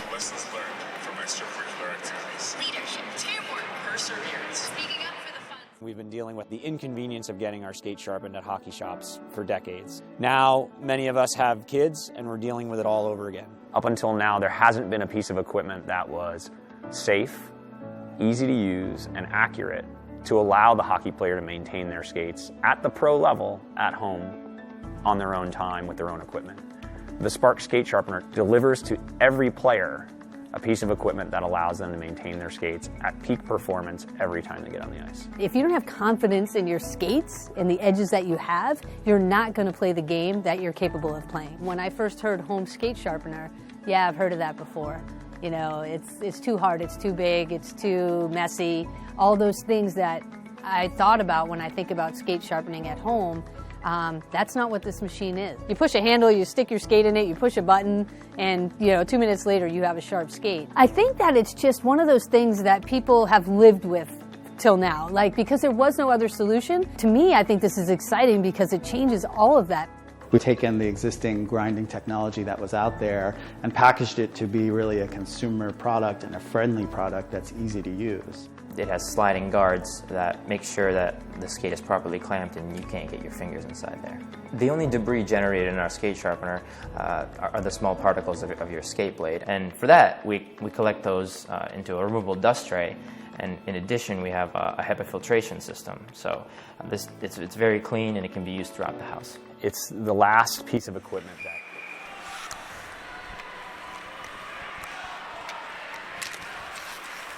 offensive zone face-off for the Spuds. Hayne will guide it around the right wing for Miller. There was a period of time during the regular season, we'll get there in a minute, Stetz carries it in. Left wing side, Hayne takes over. Finds Micah Miller to center. 7:27 to go here in the second. There was a time earlier in the year, Bart, when midway through, they kind of mixed up the lines and wanted to get the balance. And they split these two up. We saw that in their game against Holy Family Catholic where the Fire won in overtime. There was a shot high and over the top of the goal. They tried to go short side. And you know what?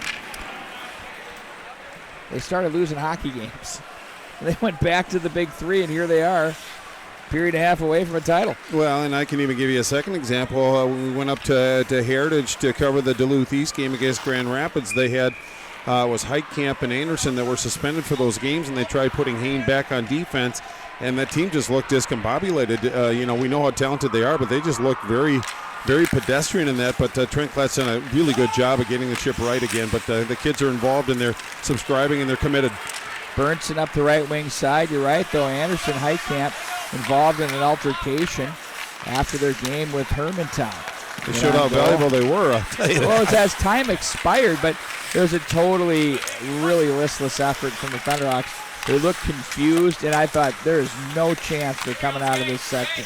I agree. I never counted them out, but you just didn't look at them as the favorite that they were after that Edina Holiday tournament. And if you, the sun rose and set on them then, and it is now. Jekyll and Hyde.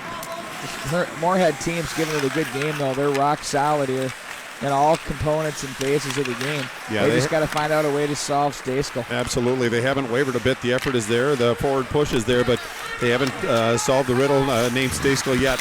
Eagles of Eden Prairie didn't either. There's a turnover. That would have worked, but they missed the mark as Stejskal got over to the right post pretty quickly. Puck comes up high to the right point. Stetz carries low. He tries to fight off a would-be checker. That's Bowman. Now it's picked up by O'Connell. There's a pass that's taken their shot that's taken by Fritsch that fails to click. It's sent right back in. Another block shot by Grand Rapids. They're going to the Wayzata Trojan School of blocking shots. That playbook. Wrist shot, short side, fails to click. Spuds Ranklev loses the handle. It's McLaughlin to center. Past the outstretched stick of the defenseman Larson for the Spuds. He comes together with Miller. Hain jumps in there with O'Connell as well. You can hear the instructions being chortled their way. Turned down by Hain off the right wing boards to Miller. Miller looks to the left wing side. Heitkamp top of the left circle. Oh, up in the air, swatted away by the glove. Nice heady defensive play there by Fritsch. Hain scores! Short blocker side, 4-0. Thunderhawks rolling here in the second period.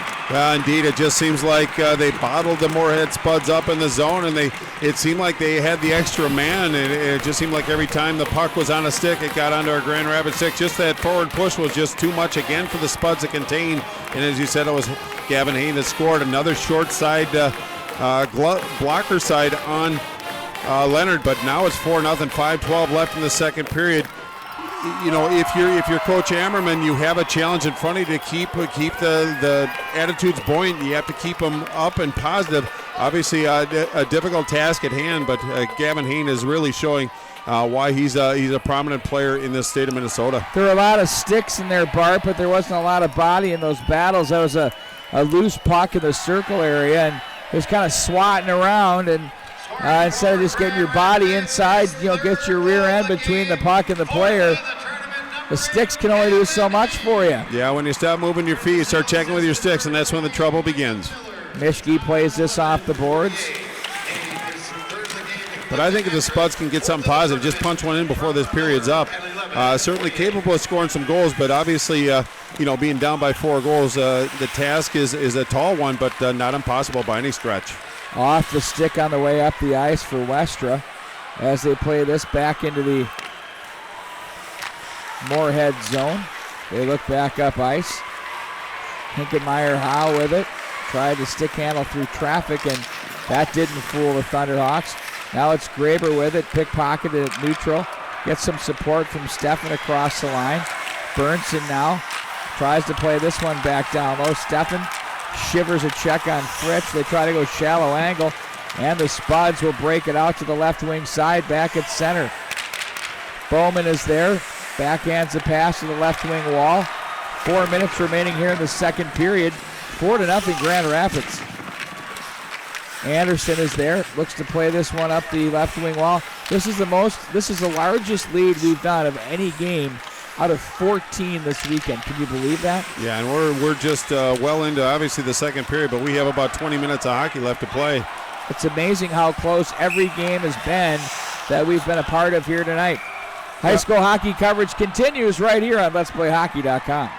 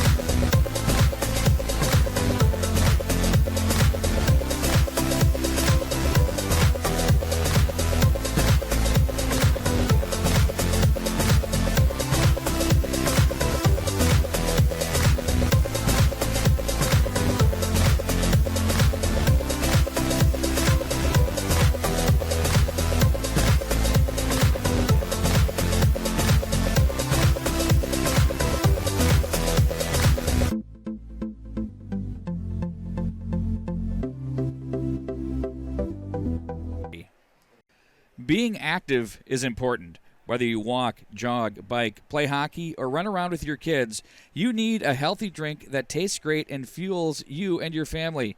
Nature's Fury Nutri-Drink is created with all-around goodness. It's made with 15% real fruit juice, has antioxidants, electrolytes. They're showing some highlights on the board right now of Edina's 1997 championship 1-0 win. Oh, there's Chad Lindell jumping on the herd. Yeah, they showed that over, that was when Ben Payton was there. Yep. But they showed that out there here in their booth now, right now, their 20th year anniversary. And I'll tell you what, that was some pretty scrappy looking hockey compared to what we're seeing now. Yeah, a little Just old school. The skating. Yep. Right wing side it goes. Here come the Thunderhawks. And back out to center come the Moorhead Spuds. Wrist shot wide of the net. These guys are all 38 years old or so. Still youngsters. I guess. Now it's going to be McLaughlin with it. Taken at the line. Here we go. 2-on-1 possibility. Stetz had a deal with Stampahar, and that closed down quickly. Stetz plays back in behind in front. Oh, and that was fanned on. O'Connell had an opportunity. Now it's going to be sent in. Blocker pad save. Lob down into the slot area. Back out of the zone come the Spuds as Stetz walks across the line. Bowman is there in front. That gets through everyone. And it's poked to safety. Here comes Graber out of the zone. Graber has Steffen. Chips to Steffen. Nice save made by Leonard.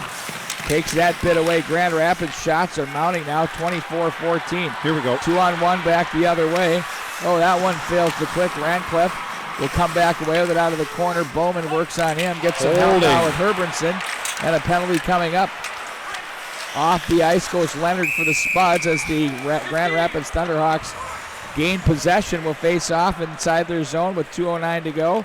Holding penalty, and the Spuds get their third power play opportunity. Yeah, this couldn't happen at a better time. 2:09 left in the second period, down by 4. Looking back in the history of their season, they've only given up more than 4 goals or more twice, and one was in an overtime loss to Brainerd, and the other was in a 9-5 win against Minnetonka. So this is kind of foreign land for the Spuds team, being down by 4. But if they had a horse-colored penalty, that might have been the call on that one. But what a great opportunity for the Spuds to at least chip away at the lead. You can't get 4 goals in one shot. You have to start with the first one. Great opportunity to do that right here.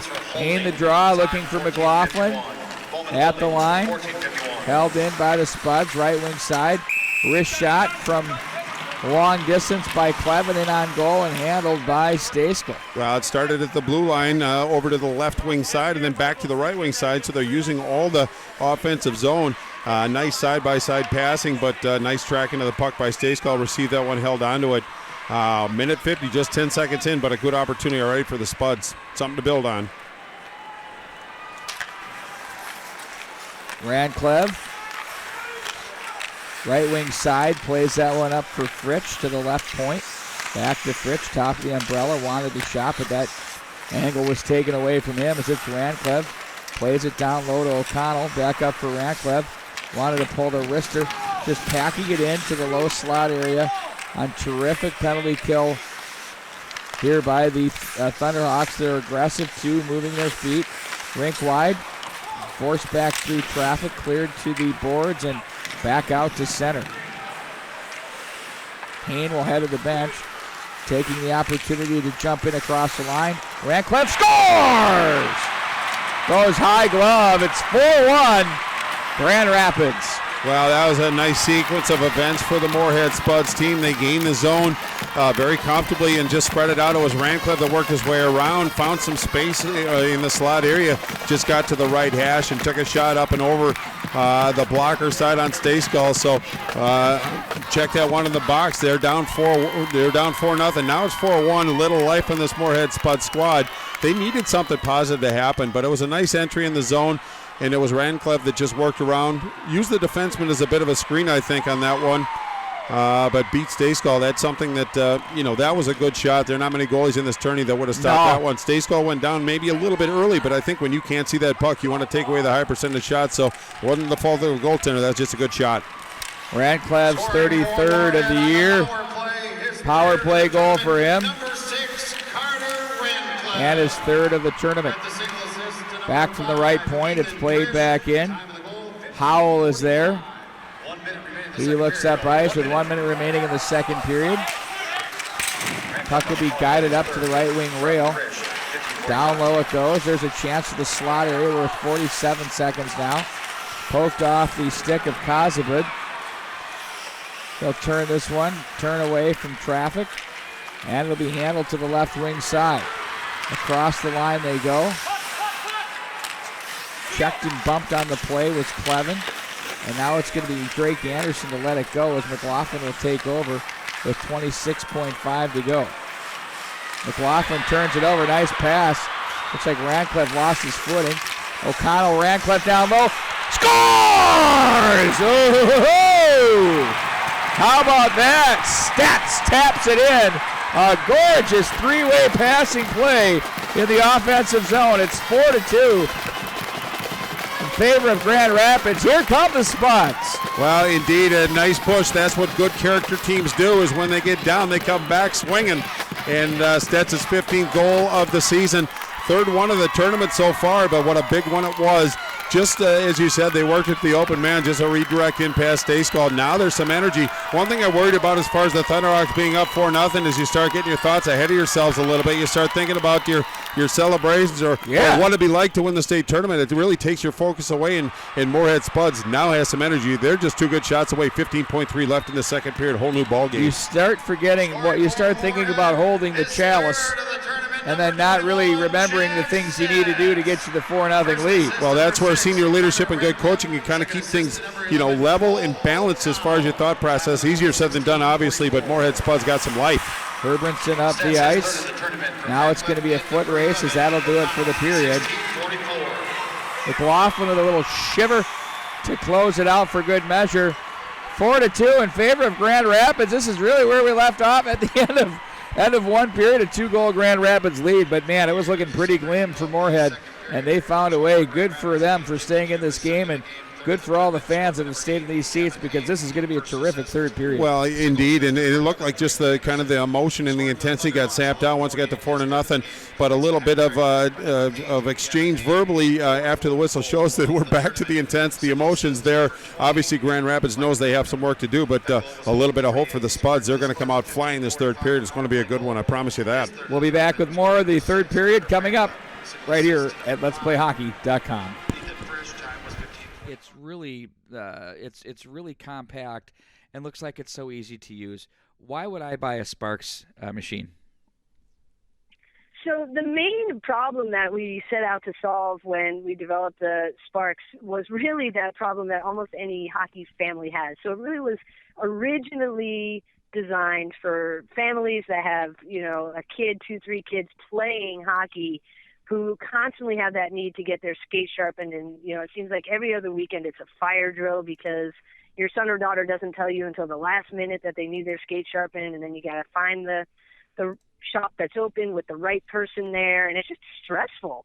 And so our founder, Russ Layton, remembered going through this as a kid when he was growing up, and then had his own son, and as a parent was going through it too, and he couldn't believe that it was still the same way after all the years that had, between the time he was playing and the time he was a dad. And so with a mechanical engineering background, he just kind of set out to solve the problem. That was about 3 or so years ago. And the Sparks actually debuted at the 2015 Let's Play Hockey Expo out there in Minnesota. So how has this been received? I mean, you brought up a whole series of points there, I think, which is really important. And the stressful part of the aspect is if you live in any metro area, most of your games during the week, especially in Minnesota right now, are in the evening after 5 o'clock. So you have to scramble. You're getting off work. Oh, you got to get the skate sharpened. You might have a dual income household where both parents are working. And you get to the skate sharpening of choice or the rink, there's no sharpener. Or the line is so long you can't get into it. So this is able to do that, and I think that's one of the key things is not only do you lower the stress, you give the player a better edge to play on and more confidence, but also I love on your website, you've got this little application where you can actually go through and determine what your payback calculator is on it. It's pretty impressive. Yeah, that was something that was developed out of a need, really. We had a lot of people that immediately go to that dollar amount. They immediately say, okay, well, how many times do I have to sharpen skates to get my money back? And for us, we wanted people to be able to calculate that for sure, but we also wanted people to remember, like, there's a lot more to it than that. It's the value of your own time. And so we give people the option of, adding a value to the time that they're spending driving to and from the shop, waiting in line. And so, yeah, we built that calculator. You can go right to the website and plug in your family's numbers and get a sense for, how long that payback is going to be. Well, it's so impressive. So the other component to that is ease of use. And we know even, kids can do it. So I have a high school coach that's a very good friend of mine who literally has the kids line up their skates every day, and they want them done just about every day, right? I mean, everybody can be really hyper sensitive about their edges. So he'll spend on his own time probably an hour plus sharpening skates prior to a practice in a game. Right. So now if he had a Sparks hockey sharpener, the kids would be able to do that. Is that correct? Yeah, definitely. Like, you'd want to make sure that they go through sort of a quick demo, but it's so easy. It was designed to be like the Keurig of skate sharpeners. We wanted to make something that was usable by anybody, regardless of whether or not they had any previous skate sharpening training or knowledge. We just wanted it to be super easy for the customer. And so, yes, any young adult, any young player, any mom, dad, or coach can easily operate this machine. There's some components about this machine that stand out in terms of I don't know if you really have a legit competitor out there, but there's some things that you can really do with this thing that make it better. Yeah, definitely. Starting with the alignment system. So any hockey player, any coach knows that really the most important thing is having your edges as even, as possible within, tiny measurements. You want them to be dead even. And what we've built into the machine is, again, a way that anyone, without having to understand hollows, without having to understand, radiuses, can actually align the machine and confidently know that when they put that skate through the process, they're going to come out with level edges and a very clean sharpening. And so obviously your level of knowledge increases as far as all this is concerned, but you can jump right in because I notice you have a ton of tutorials on your website as well to guide people through the process. Yeah, again, all about making it as easy as we can for the customers to get sort of time to enjoyment, right? A lot of our favorite tweets and Facebook posts are those that when customers get it, they say, hey, I was up and running in 15 minutes, sharpened my first pair of skates already. And those are the types of things where we're like, yes, that's exactly what we were aiming for.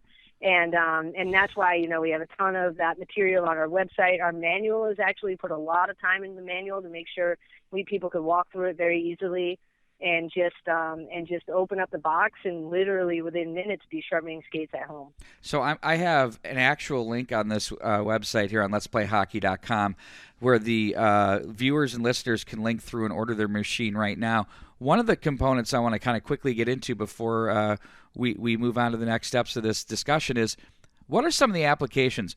Do you see a team parent or a parent on the team buy it and everybody kind of chips in, stores, rinks? What does your typical client look like?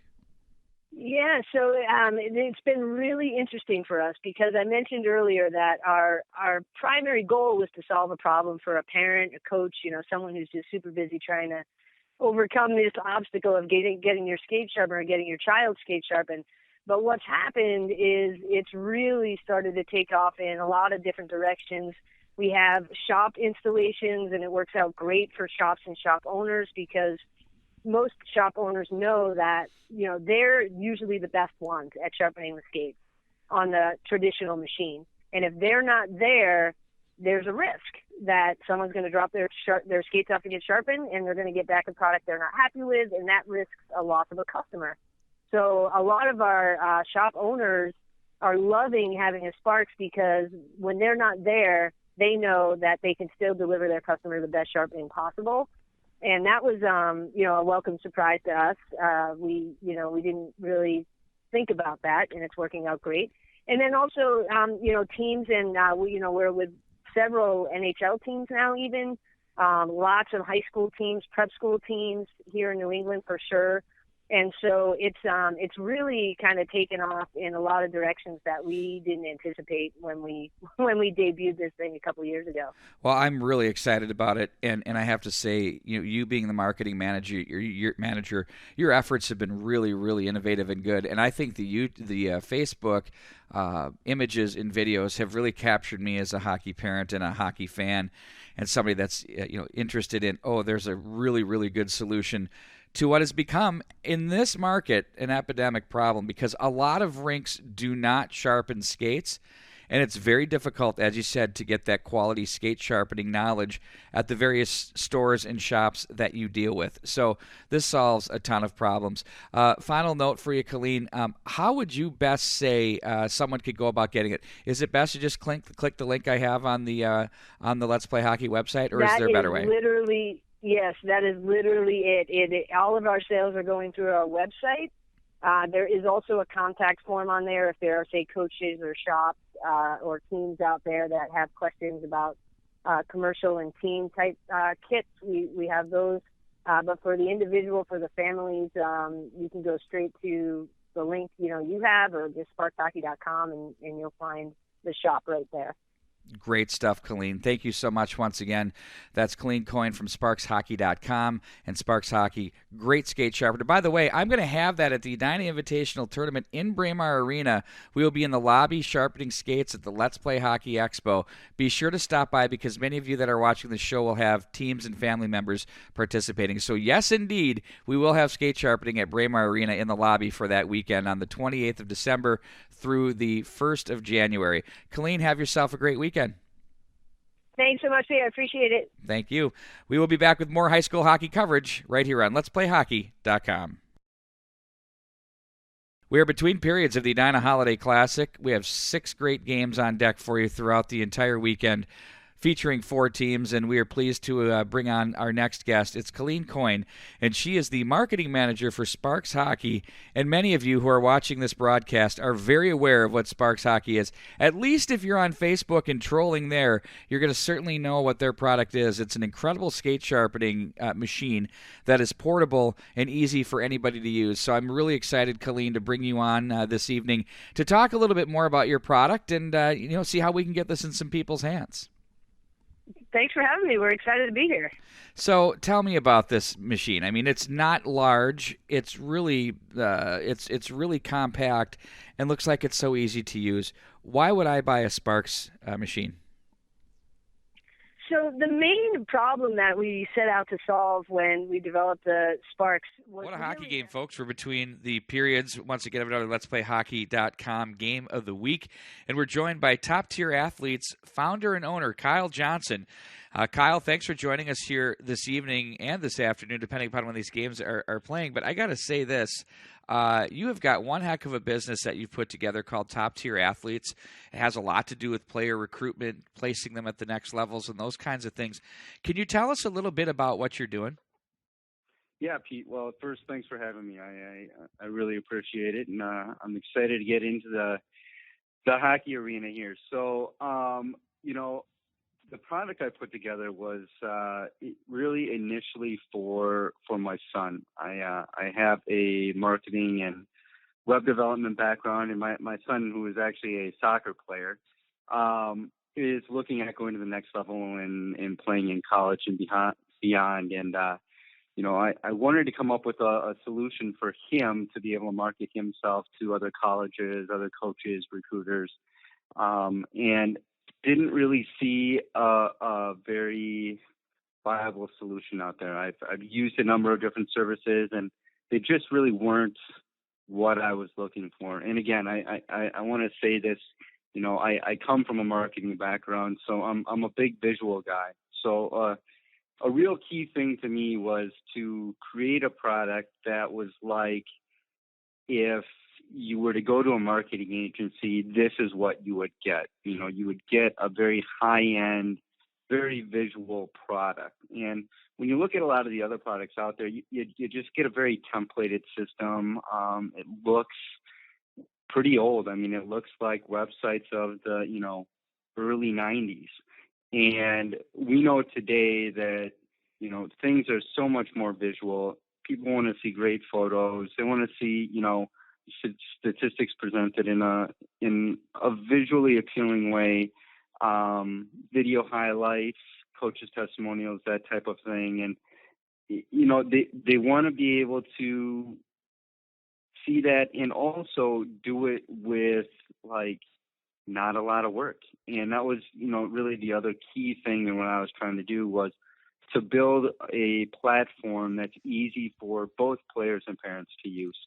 So it's interesting. We see a lot of the what we would term family advisors or people that help with the process of getting into the next level, and really what's being learned out there is some can kind of overdo it with the emails and those kinds of things, and I think coaches can kind of get a little bit burnt out on the hammering of the inbox, so to speak.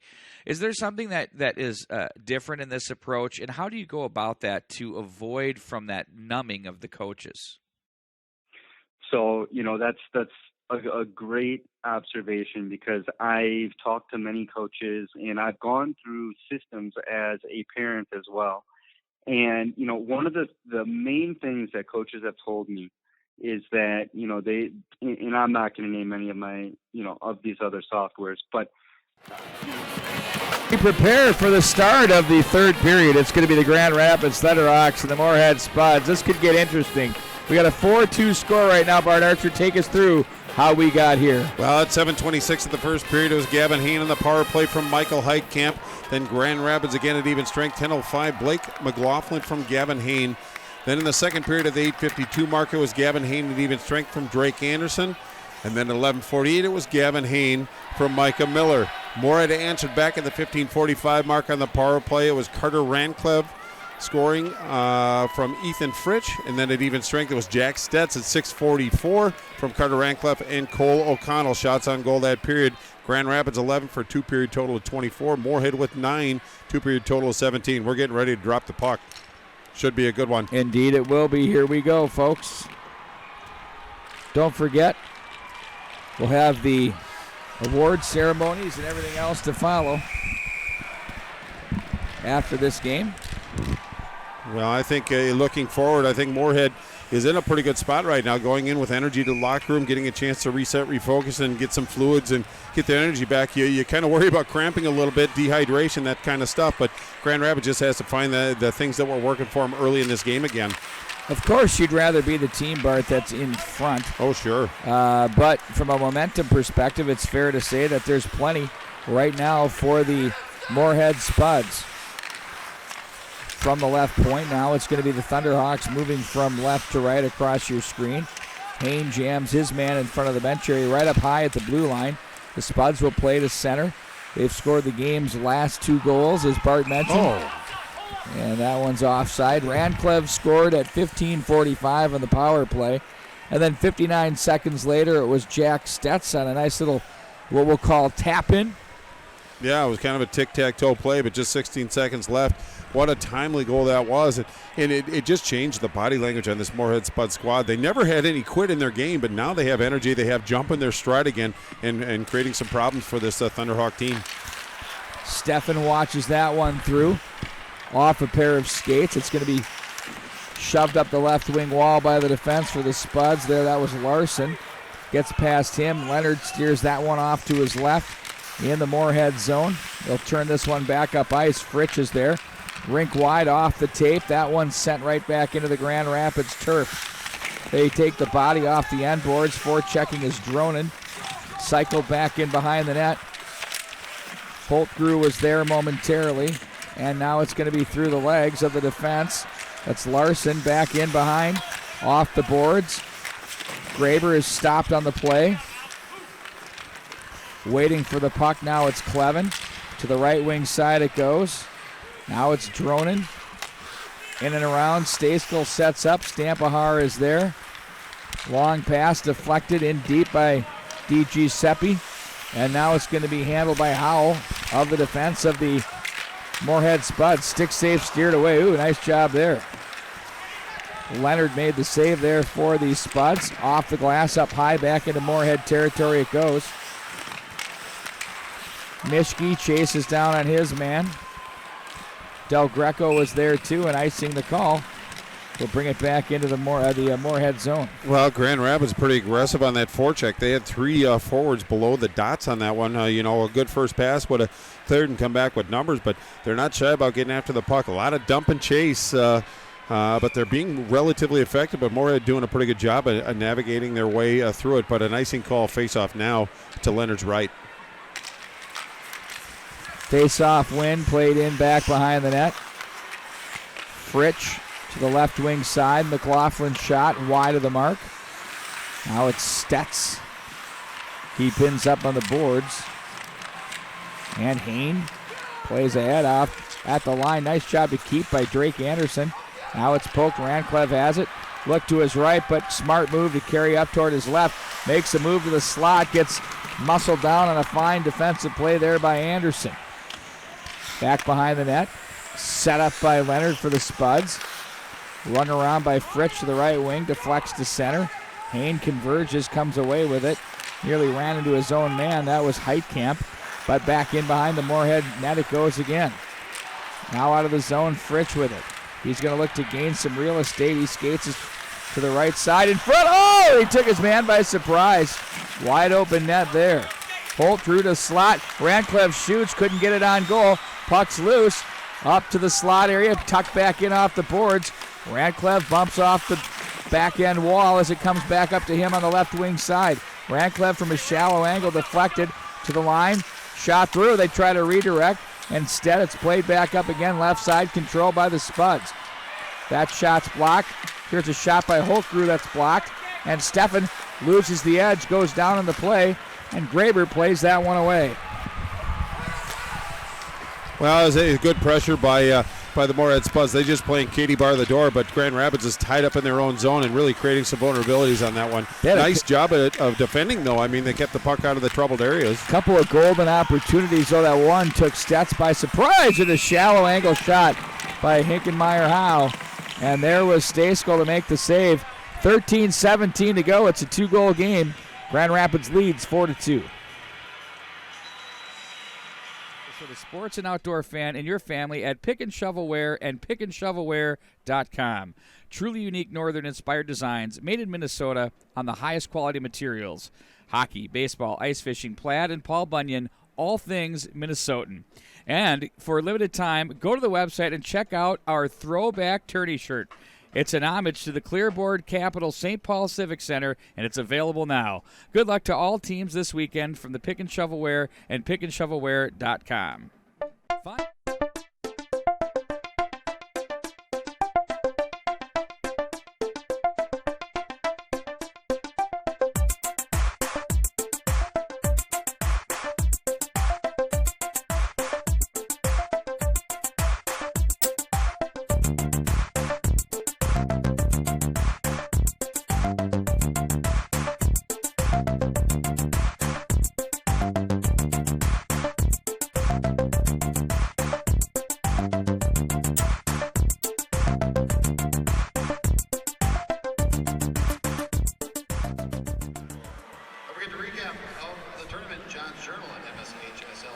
Welcome back to the XL Energy Center. Great to have you on board here on Let'sPlayHockey.com. Be sure to check out our website. We keep that thing fresh. We'll be on the Wild coverage. That's one side wide of the net. We have college hockey playoff coverage coming up. Plenty to go. Plenty of hockey here to be played right now, high school style. It's our last game of the year, but we'll be back streaming again next year. You can rest assured. Now it's going to be played down. We've been received a lot of compliments on our video quality and production quality. We appreciate the feedback and are happy to be bringing this product to each and every one. And the replays, too. That's part of the production caliber. Very popular. Blocked by Anderson. We've been doing those for years. The only difference is we brought in the HD cameras. This one's wide of the net. But back in the early days, Bart, yours truly was working the replay and the announcing. Remember that? Yes, man of many hats. Like Rick Wakeman, and yes, I had all kinds of hands on keyboards and stuff, kind of working it. The prog rock. Back the other way they come. Burnson with it. Plays that one wide. Steffen off the boards. Holtgrew stood up on the play. Looked over at Burnson and said, what was that all about?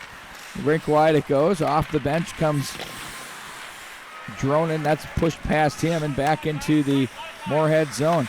It looks like the Thunderhawks are content to really just clog up the neutral, get it deep, and force them 200 feet.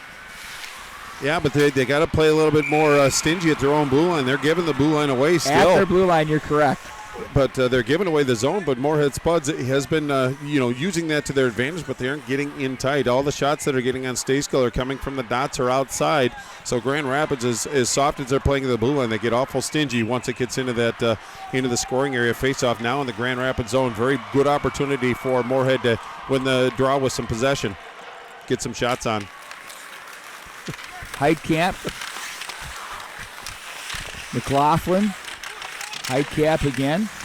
Holtgrew is there. Bit of fishing for the puck there. Back to center it goes. McLaughlin races up the ice as Fritsch regroups for the Spuds in his own zone. They play this one ahead. Holtgrew was there. Now it's Miller. Stood up off the puck. Controlled again by the Spuds in their own zone from dot to dot. Right side, Fritsch outlets across center. Spun off the puck is Westra. And it's going to be handled now by Stampahar, the big defenseman for the Spuds. Try to play a pass to the middle. That was picked off by Moorhead. Hinkenmeyer Howe plays that one ahead. And now it's played back at the line in center across into the Grand Rapids territory. This is kind of muddy. It's hard to describe, Bart. When it kind of goes back and forth. Hinkenmeyer with it, turns it over. It's turned over like 20 times in the past 30 seconds. Yeah, the puck is like a magnet with opposite polarities right now. Nobody can hang really on to weird. it. Back into the corner it goes, back behind the net. I hope those of you that are listening can kind of appreciate the angle there. Hinkenmeyer Moore plays it off the boards. Herbranson plays it through. They play it rake wide. Thunderhawks regroup up top of the right circle in their own zone. Bowman finds McLaughlin on the move to the left wing side, gets through to the dot area, brought down on the play, and it's the Spuds to outlet. Herbranson leaves ahead. Here comes Kazabud with it, across the line, gets away from one man. Wanted to dangle a little bit more, but ran out of real estate in toward the goal mouth area. Stopped there by Stampahar. Off the boards he goes to center. Kazabud's pickpocketed, nifty play there. Here comes McLaughlin racing in. Left wing side, turned aside from the puck. Miller is there. Wrist shot, scores! Oh, that's a big one there for the Grand Rapids Thunderhawks. They take the 5-2 lead by the big senior.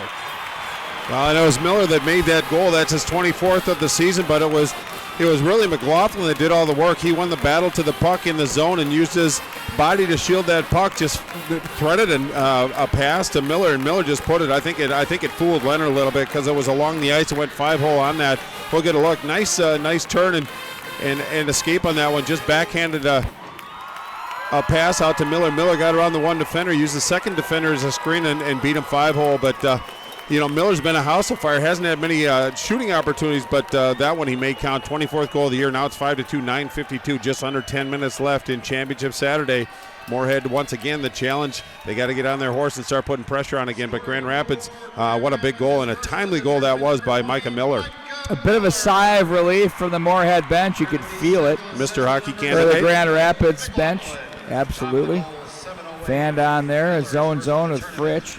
He plays it to the left corner.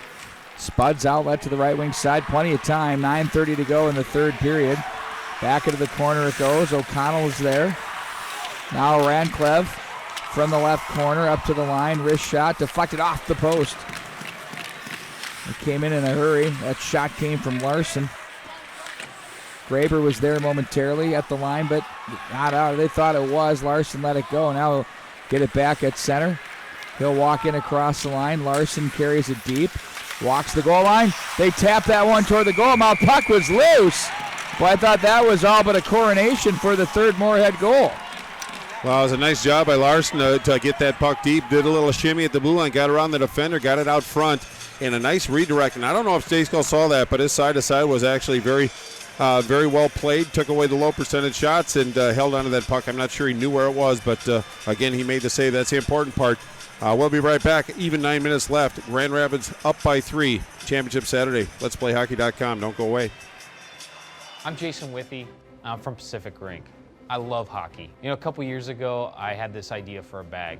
It came out of frustration. I had 4 bags in 2 years. I was sick of it. So I said, well, screw it, I can design a bag. So I talked to some of my teammates, I talked to players, and I came up with what I think is the ultimate hockey bag. We set out creating 2 bags. The player bag was designed for players, by players. We didn't take any shortcuts. I wanted to make sure that this bag would last you a long time. The Pond Pack was designed for coaches, parents, refs, the outdoor player, basically anyone that doesn't need to bring their entire bag of equipment. One of the great things about this bag is it looks like an everyday rucksack with hockey functionality. So when you're not on the ice, you can use this bag for everyday life. Each of our bags comes in 3 awesome colors: black, red, and navy. We love hockey, and we believe we've created the ultimate pair of hockey bags.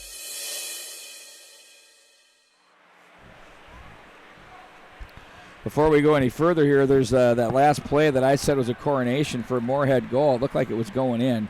Is now under review, Bart. Yeah, boy, that would that's an interesting wrinkle to this, and they're taking their time about it. So generally there's something, whether it be an angle or getting the good look to make a definitive call, but at least they're taking the proper time. You know, you don't like the slowdowns and everything. They're waiting for the TV timeout before they say. Oh, I suppose. Okay. Yeah, they don't want to create havoc in here and then say, oh, wait, well, now we got to tell you what just happened. They're using their time diligently. But, boy, that could change the complexion. We were going into this period saying the next goal is going to be a really, really obviously important goal. Absolutely overstating the obvious. Was definitely thrown out there. But they're waving it off. So, okay, so that was no goal. But again, you know, the way that I look at it is the fact that you got a reviewable situation means you're getting to the net, you're putting pressure on, you're forcing Stejskal to make a play, and that's something that you can build on. Now, you didn't punch it in or anything, but it's a positive. You're getting pressure on the goaltender. I guess the bottom line is just get it in deep and force them to make plays and challenge them, and Moore has done a pretty good job of that.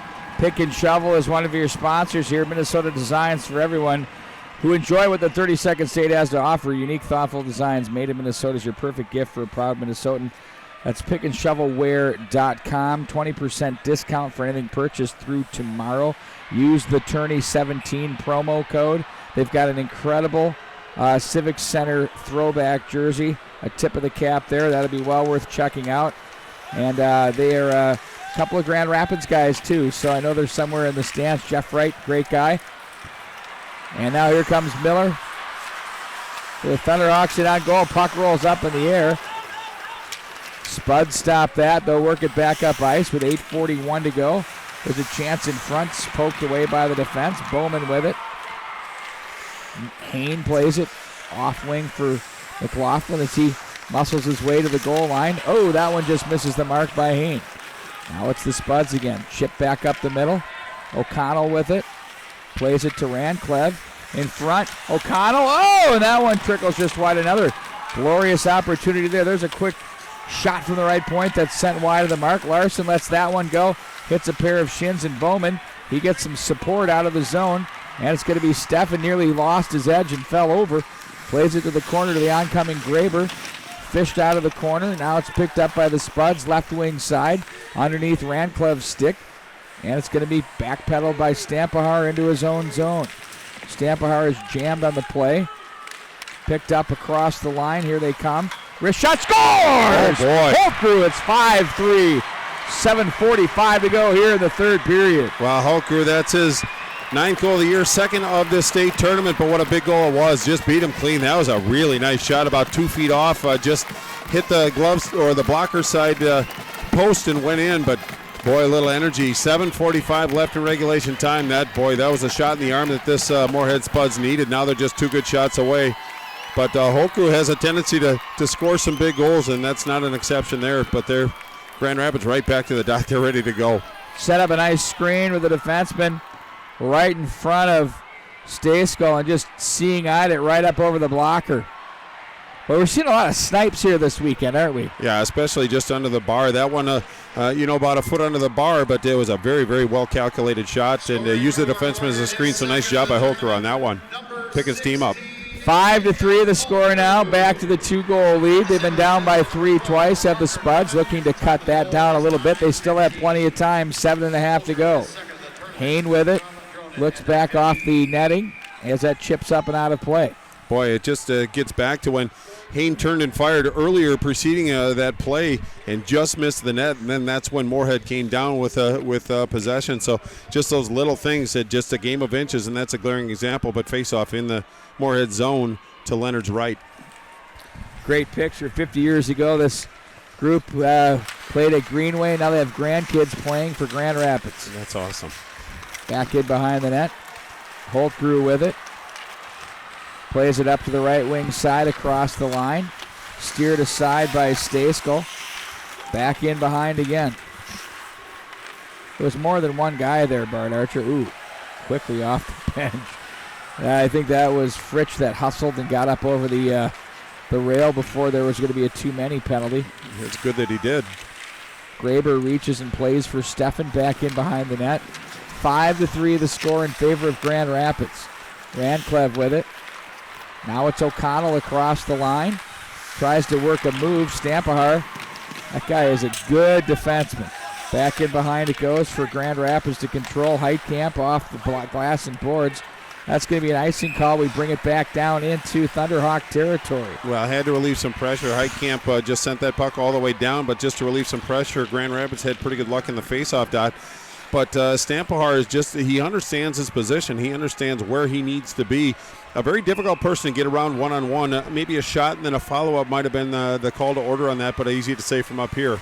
Yeah, just trying to make a play. Face-off win that went up over the blocker. They tried to label that one to the Spuds. There's a shot wide of the net, hits the back of it.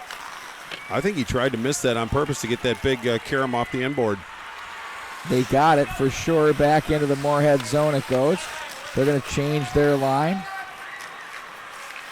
Kozubit over skates, but gets it ahead to Ranclev anyway. O'Connell had to stop to a dead stop at the line to wait for Ranclev to gather it in, get it over. Puck will be cleared around the wall, and icing will be the call with 5:53 to go. Wow, we have one more timeout here to close this thing out. If we go to overtime, we won't have any more, so let's take our last break. For those of you that have heard our last lovely commercials, we'll be back with more right after this. You've been playing since you were a young kid. You've developed a passion for the game. Now you're ready to take your next steps. With top-tier athletes, you can easily build a website to promote your talents to scouts and coaches. With profile information, beautiful stats, photo and video galleries, you can showcase your skills. There is no coding involved, and it is super easy to set up. Start today for free.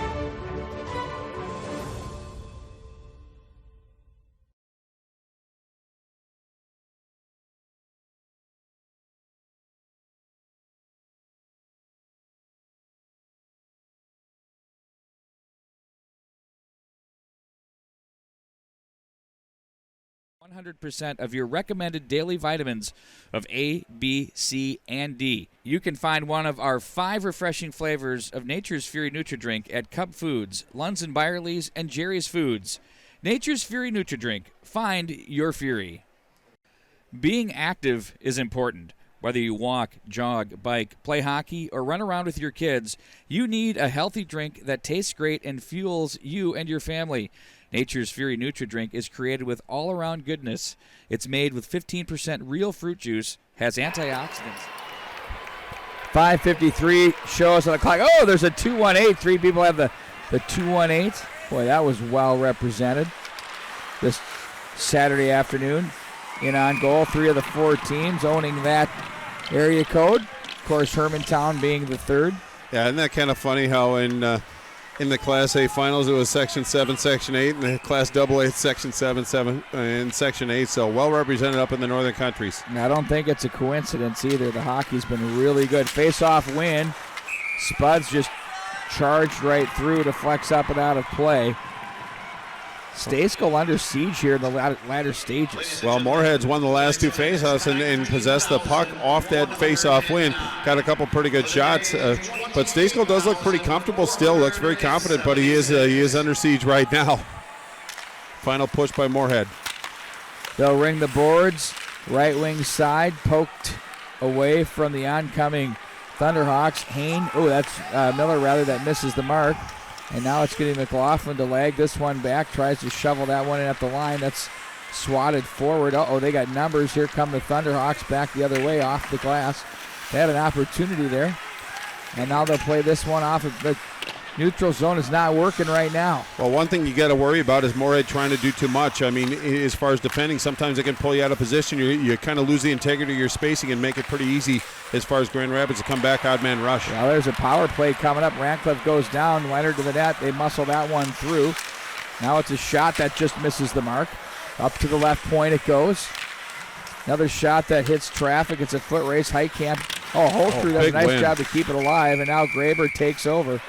4:46 to go, and a critical power play as Radcliffe was brought down on that play. Well, the accumulation of the season is coming down to the final 4:46 for both of these squads, perhaps.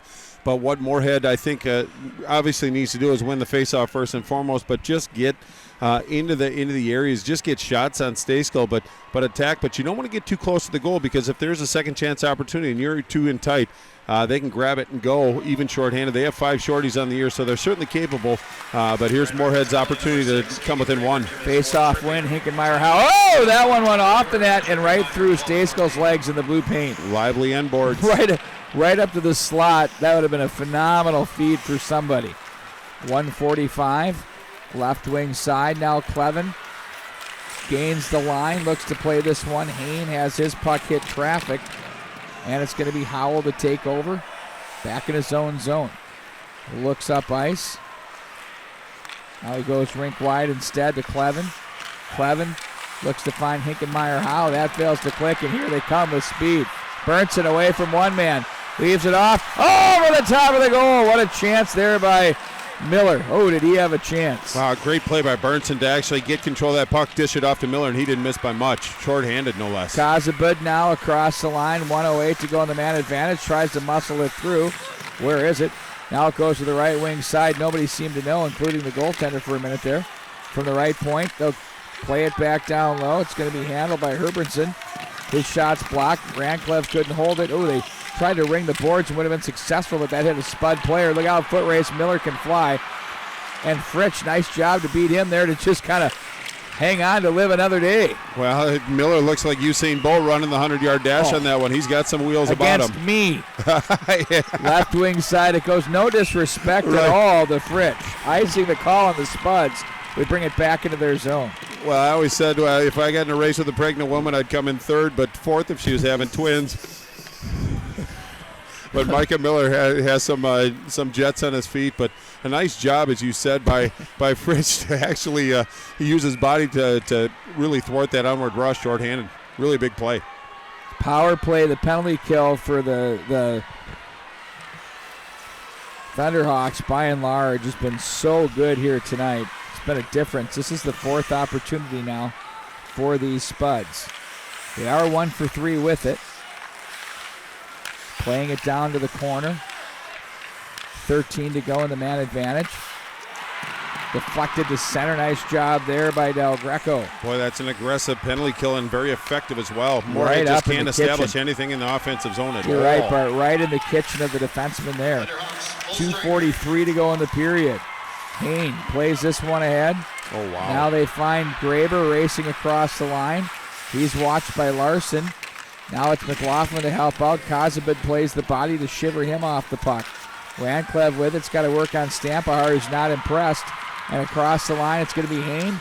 Walks to the slot. Stop there. Sent to center. Heitkamp content to send it right back in. Right, though, on the skate and then to the stick of Howell, who carries through center. Across the line. Shot on goal. And then back in to the neutral zone it goes, and it'll be handled and turned away by Kazabel. That's off the stick and back up ice for O'Connell. Bumped by Burnson. Radcliffe lets it go. Shot that's saved. Rebound. It glanced off the outside of the post. Off the ice goes Leonard. Icing. Oh, goodness. They're just pulling him. I'm sorry. I got a little excited there for a minute. I thought they were going to get another power play. But boy, a kind of a fortunate series of events. But one thing that Grand Rapids is doing is they're not playing soft at the blue line, but they're coming back to support. But they're awful aggressive, and they're chipping the puck out and really forcing Moorhead to burn some clock to get on. But Stacey, a nice job on that one to see that big slapper through traffic, and then an aggressive follow-up by Rancliffe kept that puck out of the net. Nice job by the Grand Rapids goaltender. Oh, just the outside of the post. Boy, a game of inches right there. It's a game of centimeters on that play. He just sort of poked it. But Pete, one thing about everybody says at this point in the juncture you have to take some chances, and that generally means the defense getting in the offensive part of the play. But you have to be cognizant of your rotations. You can't just send 4 guys into the zone with one to defend. You still have to play defense. But the weak side winger is going to have to come back, and the rotations and just their positioning has to be solid. But they just have to get the puck to the net. First one is the toughest one to get. If they can get that first one, it'll put Grand Rapids perhaps back on their heels. But Grand Rapids having a 4-0 lead, coming back and closing the gate within 2, I think they've done a pretty good job of actually kind of hunkering down and defending like they did when they had that 4-0 lead. So they seem to have found their game a little bit. But this Moorhead team, they just don't quit. They just keep coming in waves. It's not lack of effort. It's just lack of opportunity. If they get an opportunity, they need to cash it in and close this lead to 1. 1:45 left in regulation time on Championship Saturday. Interesting posture there by the Grand Rapids bench. Pretty much just letting that timeout work. Not a lot of talking. They know what they got to do. Meanwhile, for the Spuds, they continue to chat. They have their empty net now. Yep. They got 1:45 to go. They need 2. Rapids has just got to play in the moment. They can't look too far ahead. Face-off 1, played back down the left wing wall. Fritsch was there to play it back again into the traffic as they continue to battle for the puck. Walking out of the zone and off the circle, rather, back in behind the net. McLaughlin takes a swing at it, gets it away from O'Connell, can't get it away from Rantcliffe, who plays it back into the corner. At the line, look out, spinning, it's McLaughlin. He's at center, he's got an open net, scores! And they take the 6-3 lead. Trent Platt is smiling right now.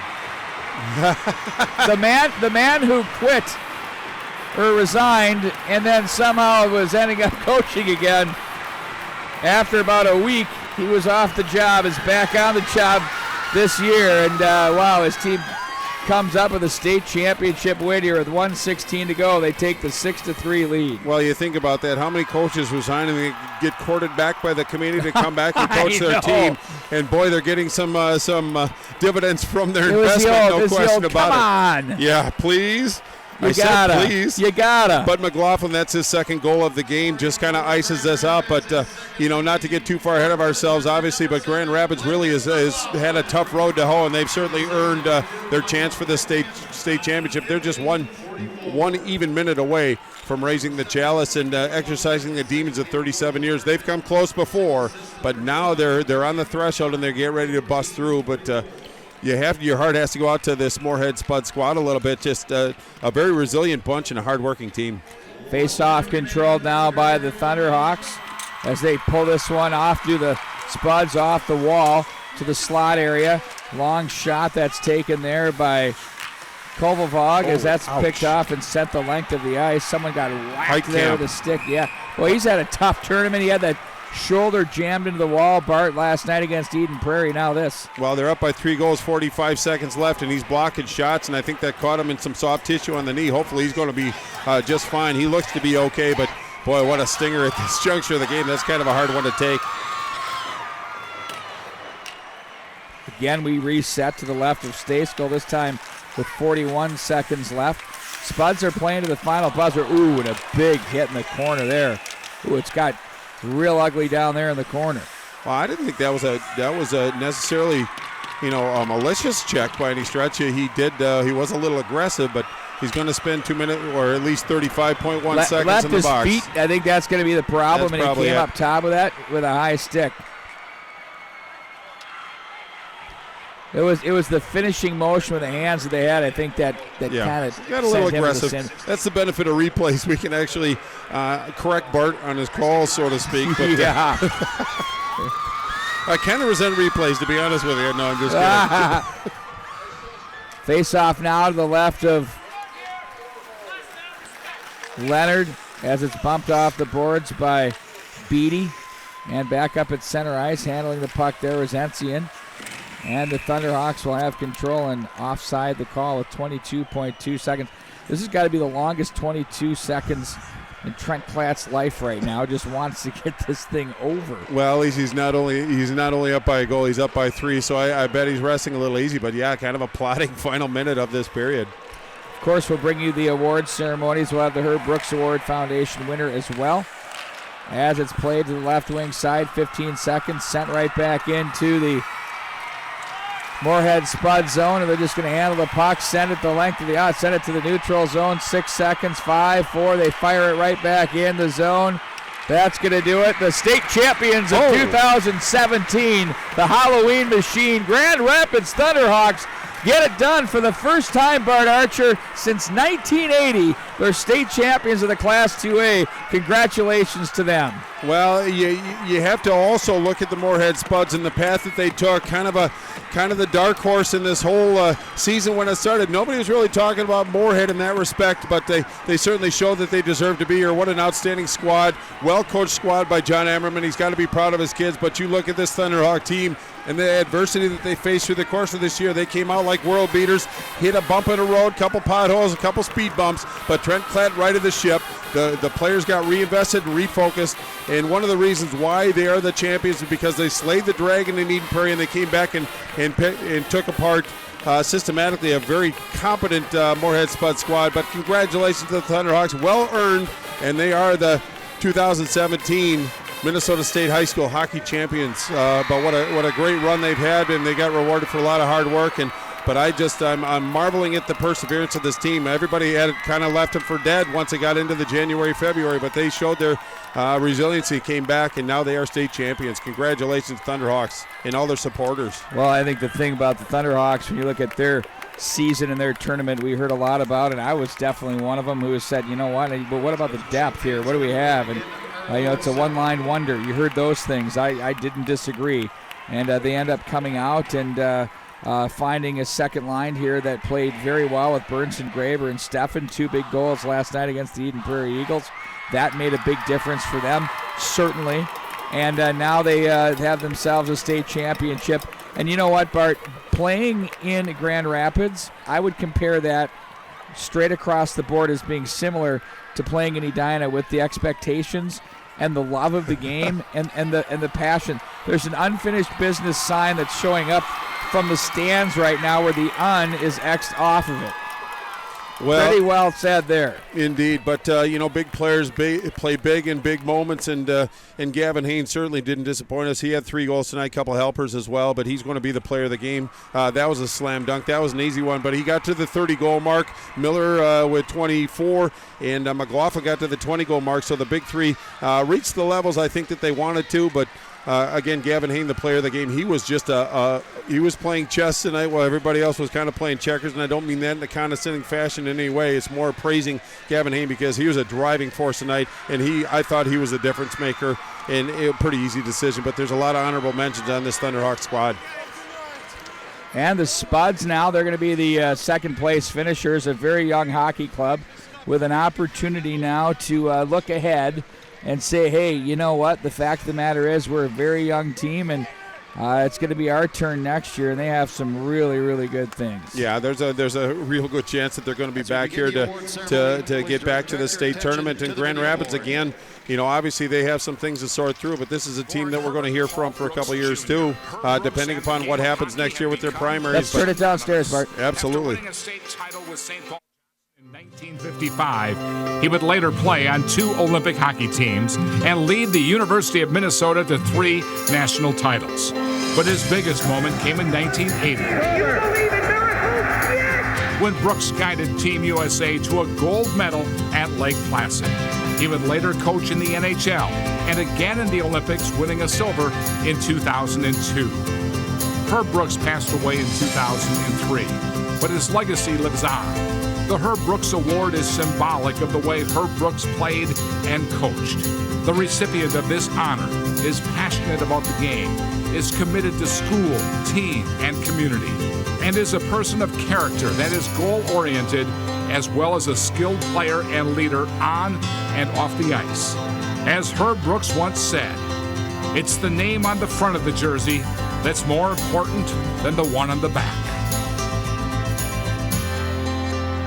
Please welcome from the Herb Brooks Foundation, Dan Brooks, son of Herb Brooks.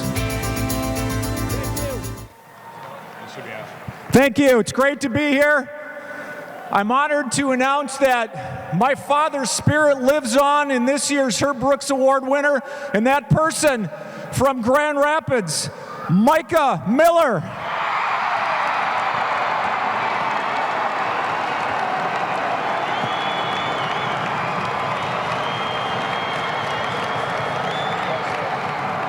Turn around right here.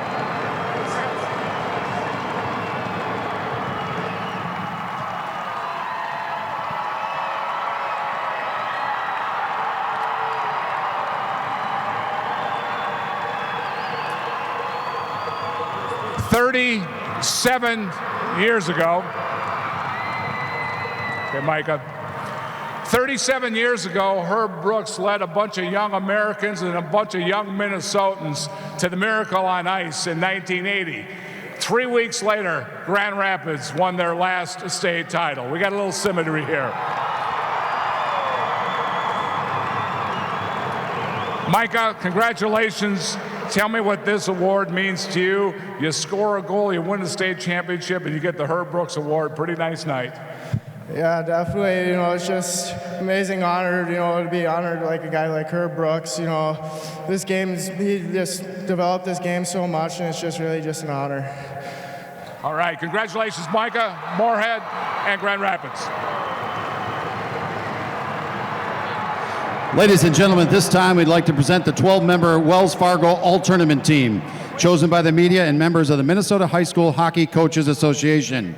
These students have distinguished themselves during the state hockey tournament by their athletic excellence, leadership, team commitment, and exceptional sportsmanship.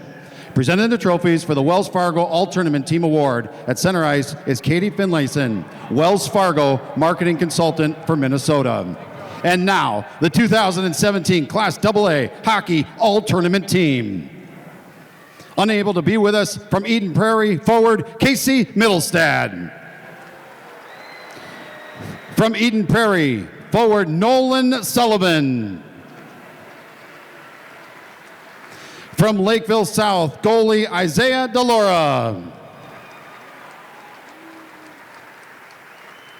From Lakeville South, defenseman Joshua S.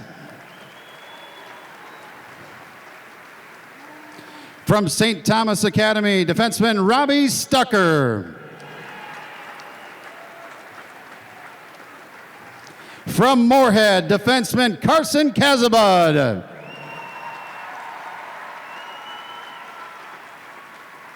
From Moorhead, forward Carter Rancliffe. From Moorhead, defenseman Ethan Frisch.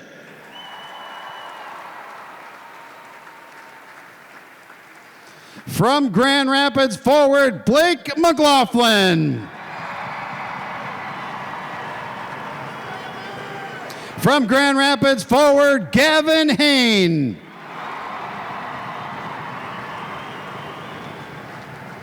From Grand Rapids, forward Micah Miller.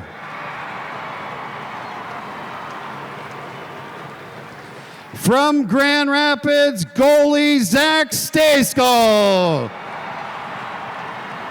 Wells Fargo and the Minnesota State High School League congratulate all members of the 2017 Class AA Boys Hockey All-Tournament Team.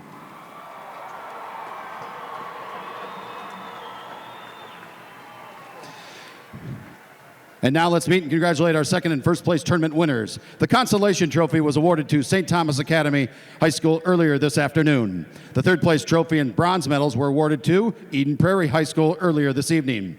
Presenting the awards are Steve Beals, Montevideo, Tom Groutman, Northfield, Emmett Keenan, St. Cloud Cathedral, Deb Pauley, Jordan, and Troy Erdahl, St. Anthony Village. Members of the Minnesota State High School League Board of Directors.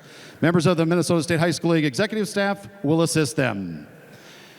Silver medals and the second place trophy are awarded to Moorhead High School.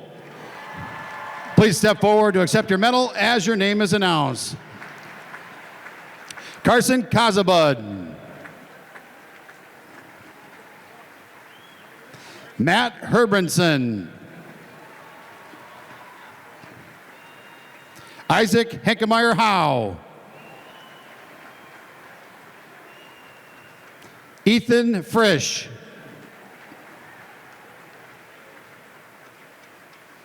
Carter Rancliffe.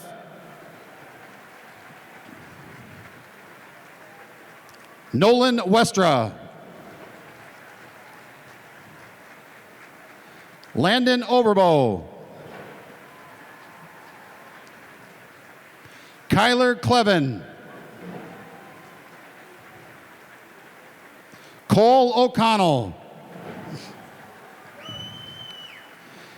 Parker Dronin. Carter Howell. Sam Ensign. Jacob Holtgrew. Jack Stetz. Parker Larson. Carson Kavalabog. Jake Beatty. Ryan Stafford. Lance Leonard. Thomas Klein. Student Assistant Cooper Shikotsky. Student Assistant Sam Beatty.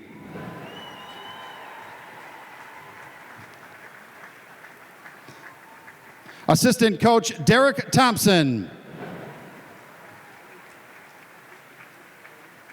Assistant Coach Tony Kunka.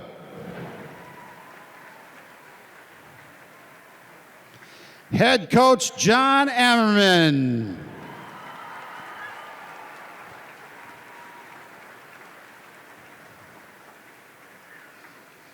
And now will the captains please come forward to accept your second place trophy. Moorhead High School finishes with an overall record of 24-4-3.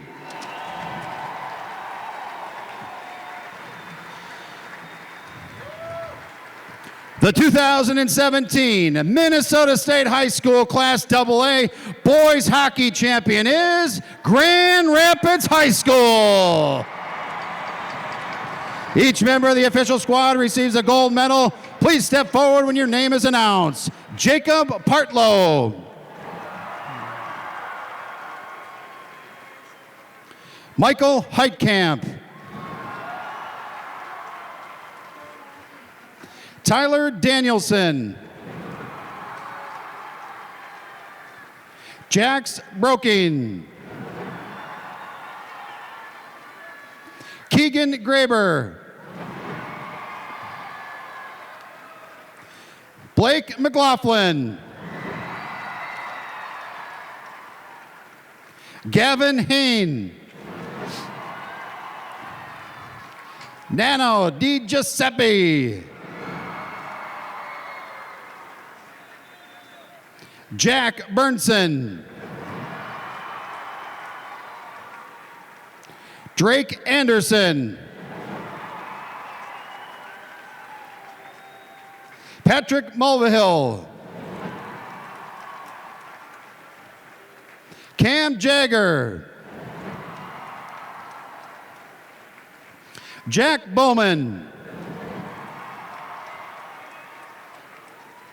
Connor Steffen. Micah Miller. Anthony Del Greco. Evan Mishke. John Stampahar. Gabe Holum. Zach Stayskull.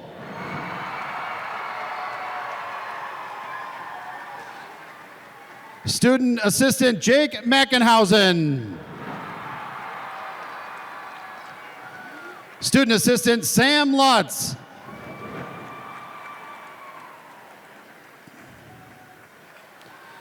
Assistant Coach Bo Geisler. Assistant Coach Chris Marinucci.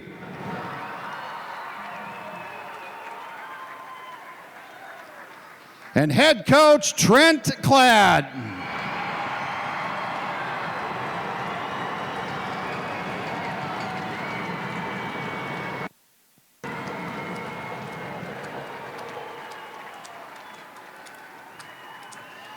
And now, will the captains please come forward to accept your state championship trophy? Grand Rapids High School finishes with a record of 23-7-1 and is the 2017. There you have it, folks. The Grand Rapids Thunderhawks collect their trophy. They're going to run right to their crowd. There is a lot still here, Bart Archer. There's a lot of orange from Grand Rapids. And even Moorhead looking on as the celebration will probably go long. This club has worked really hard for this, and in the early going of the season, for some people, they were calling them the state champions out of the chute, and they ended up getting it right. Well, I was actually one of them. In fact, I just sent a tweet out to Grand Rapids with congratulations. But during that holiday tournament, I stated, I'm not prophetic, but I stated that this could be a special year for the Thunderhawks. But you can't just win by showing up. You don't win these games on paper. You still have to go out and show your skill and execute, and that's exactly what they did. They started getting hot at the right time, and they were pretty much a buzzsaw. But if 37 years between titles, I have a feeling they're going to stay here for quite a while and just bask in the afterglow of this. But a little melancholy, obviously. On one side of the rink, you have jubilation from a community, and on the other side of the rink, their emotions are at an all-time low. But Moorhead's got to be very proud of themselves. But the Thunderhawks, boy,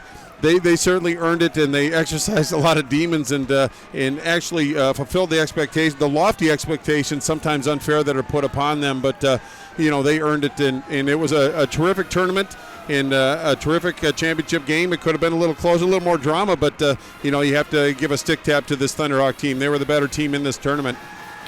Well, it's great because during the picture, the team is they got a good deal sitting there. They look like they've won a few chips before, the way they're gathered around that trophy. But the coaches were taking pictures, and they begged them to come in. And so they all did it together, so congratulations to them. So that's going to conclude it here from the XL Energy Center, Bart. It's been a wonderful weekend, of course, and I'd like to thank everybody for joining us here and being a part of the broadcast as we had a wonderful time. The expo over across the way at the River Center couldn't have gone better under the new ownership of Brian Zolman, who bought it from Doug Johnson. Doug's a real big personality that had this Let's Play Hockey paper for 30-plus years, and Brian comes in, and he's a great businessman and a great publisher, knows exactly what he's doing, and I think he's nailed it right on the head, and there's some really good things going on. And, Bart, we may be talking about baseball. And there's a possible that might be coming back, too. So we're really excited about that. For next year, we're going to continue with our streaming coverage. And, Bart, you don't know it, but tomorrow we're recording a recap overtime hockey podcast. So we're going to call it an evening here. We're going to shut the doors on the 2017 season. And for that, thank you for your contributions. As always, Bart, you're a great man. Joey Hench is absolutely a warrior. Worked all 14 games, nary a complaint, and was solid. All right, now it's my turn. You see all these people up in press row. You see all the streaming options and all that fun stuff.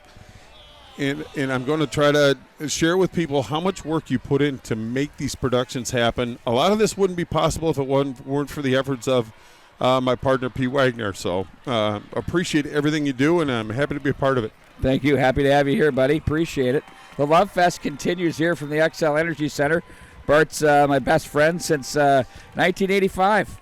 It's been a long time. We've been doing a lot of games together, haven't we? Yeah, it just tells me you got to get out more. You too. There's more to go. So we're looking forward to this upcoming 2017-18 season. Early preseason pick has the Moorhead Spuds from this character ranked number 1. So stay tuned. Don't count out that young Edina squad either. Number 2. We're gonna say so long, everybody. For Joey Hedges, Bart Archer, for Kevin Kurt, the editor of Let's Play Hockey, for Brian Zolman, the owner of Let's Play Hockey, Tim Kolamainen, who did some great work on the images for us throughout the weekend. I'm Pete Wagner. Good night, everybody.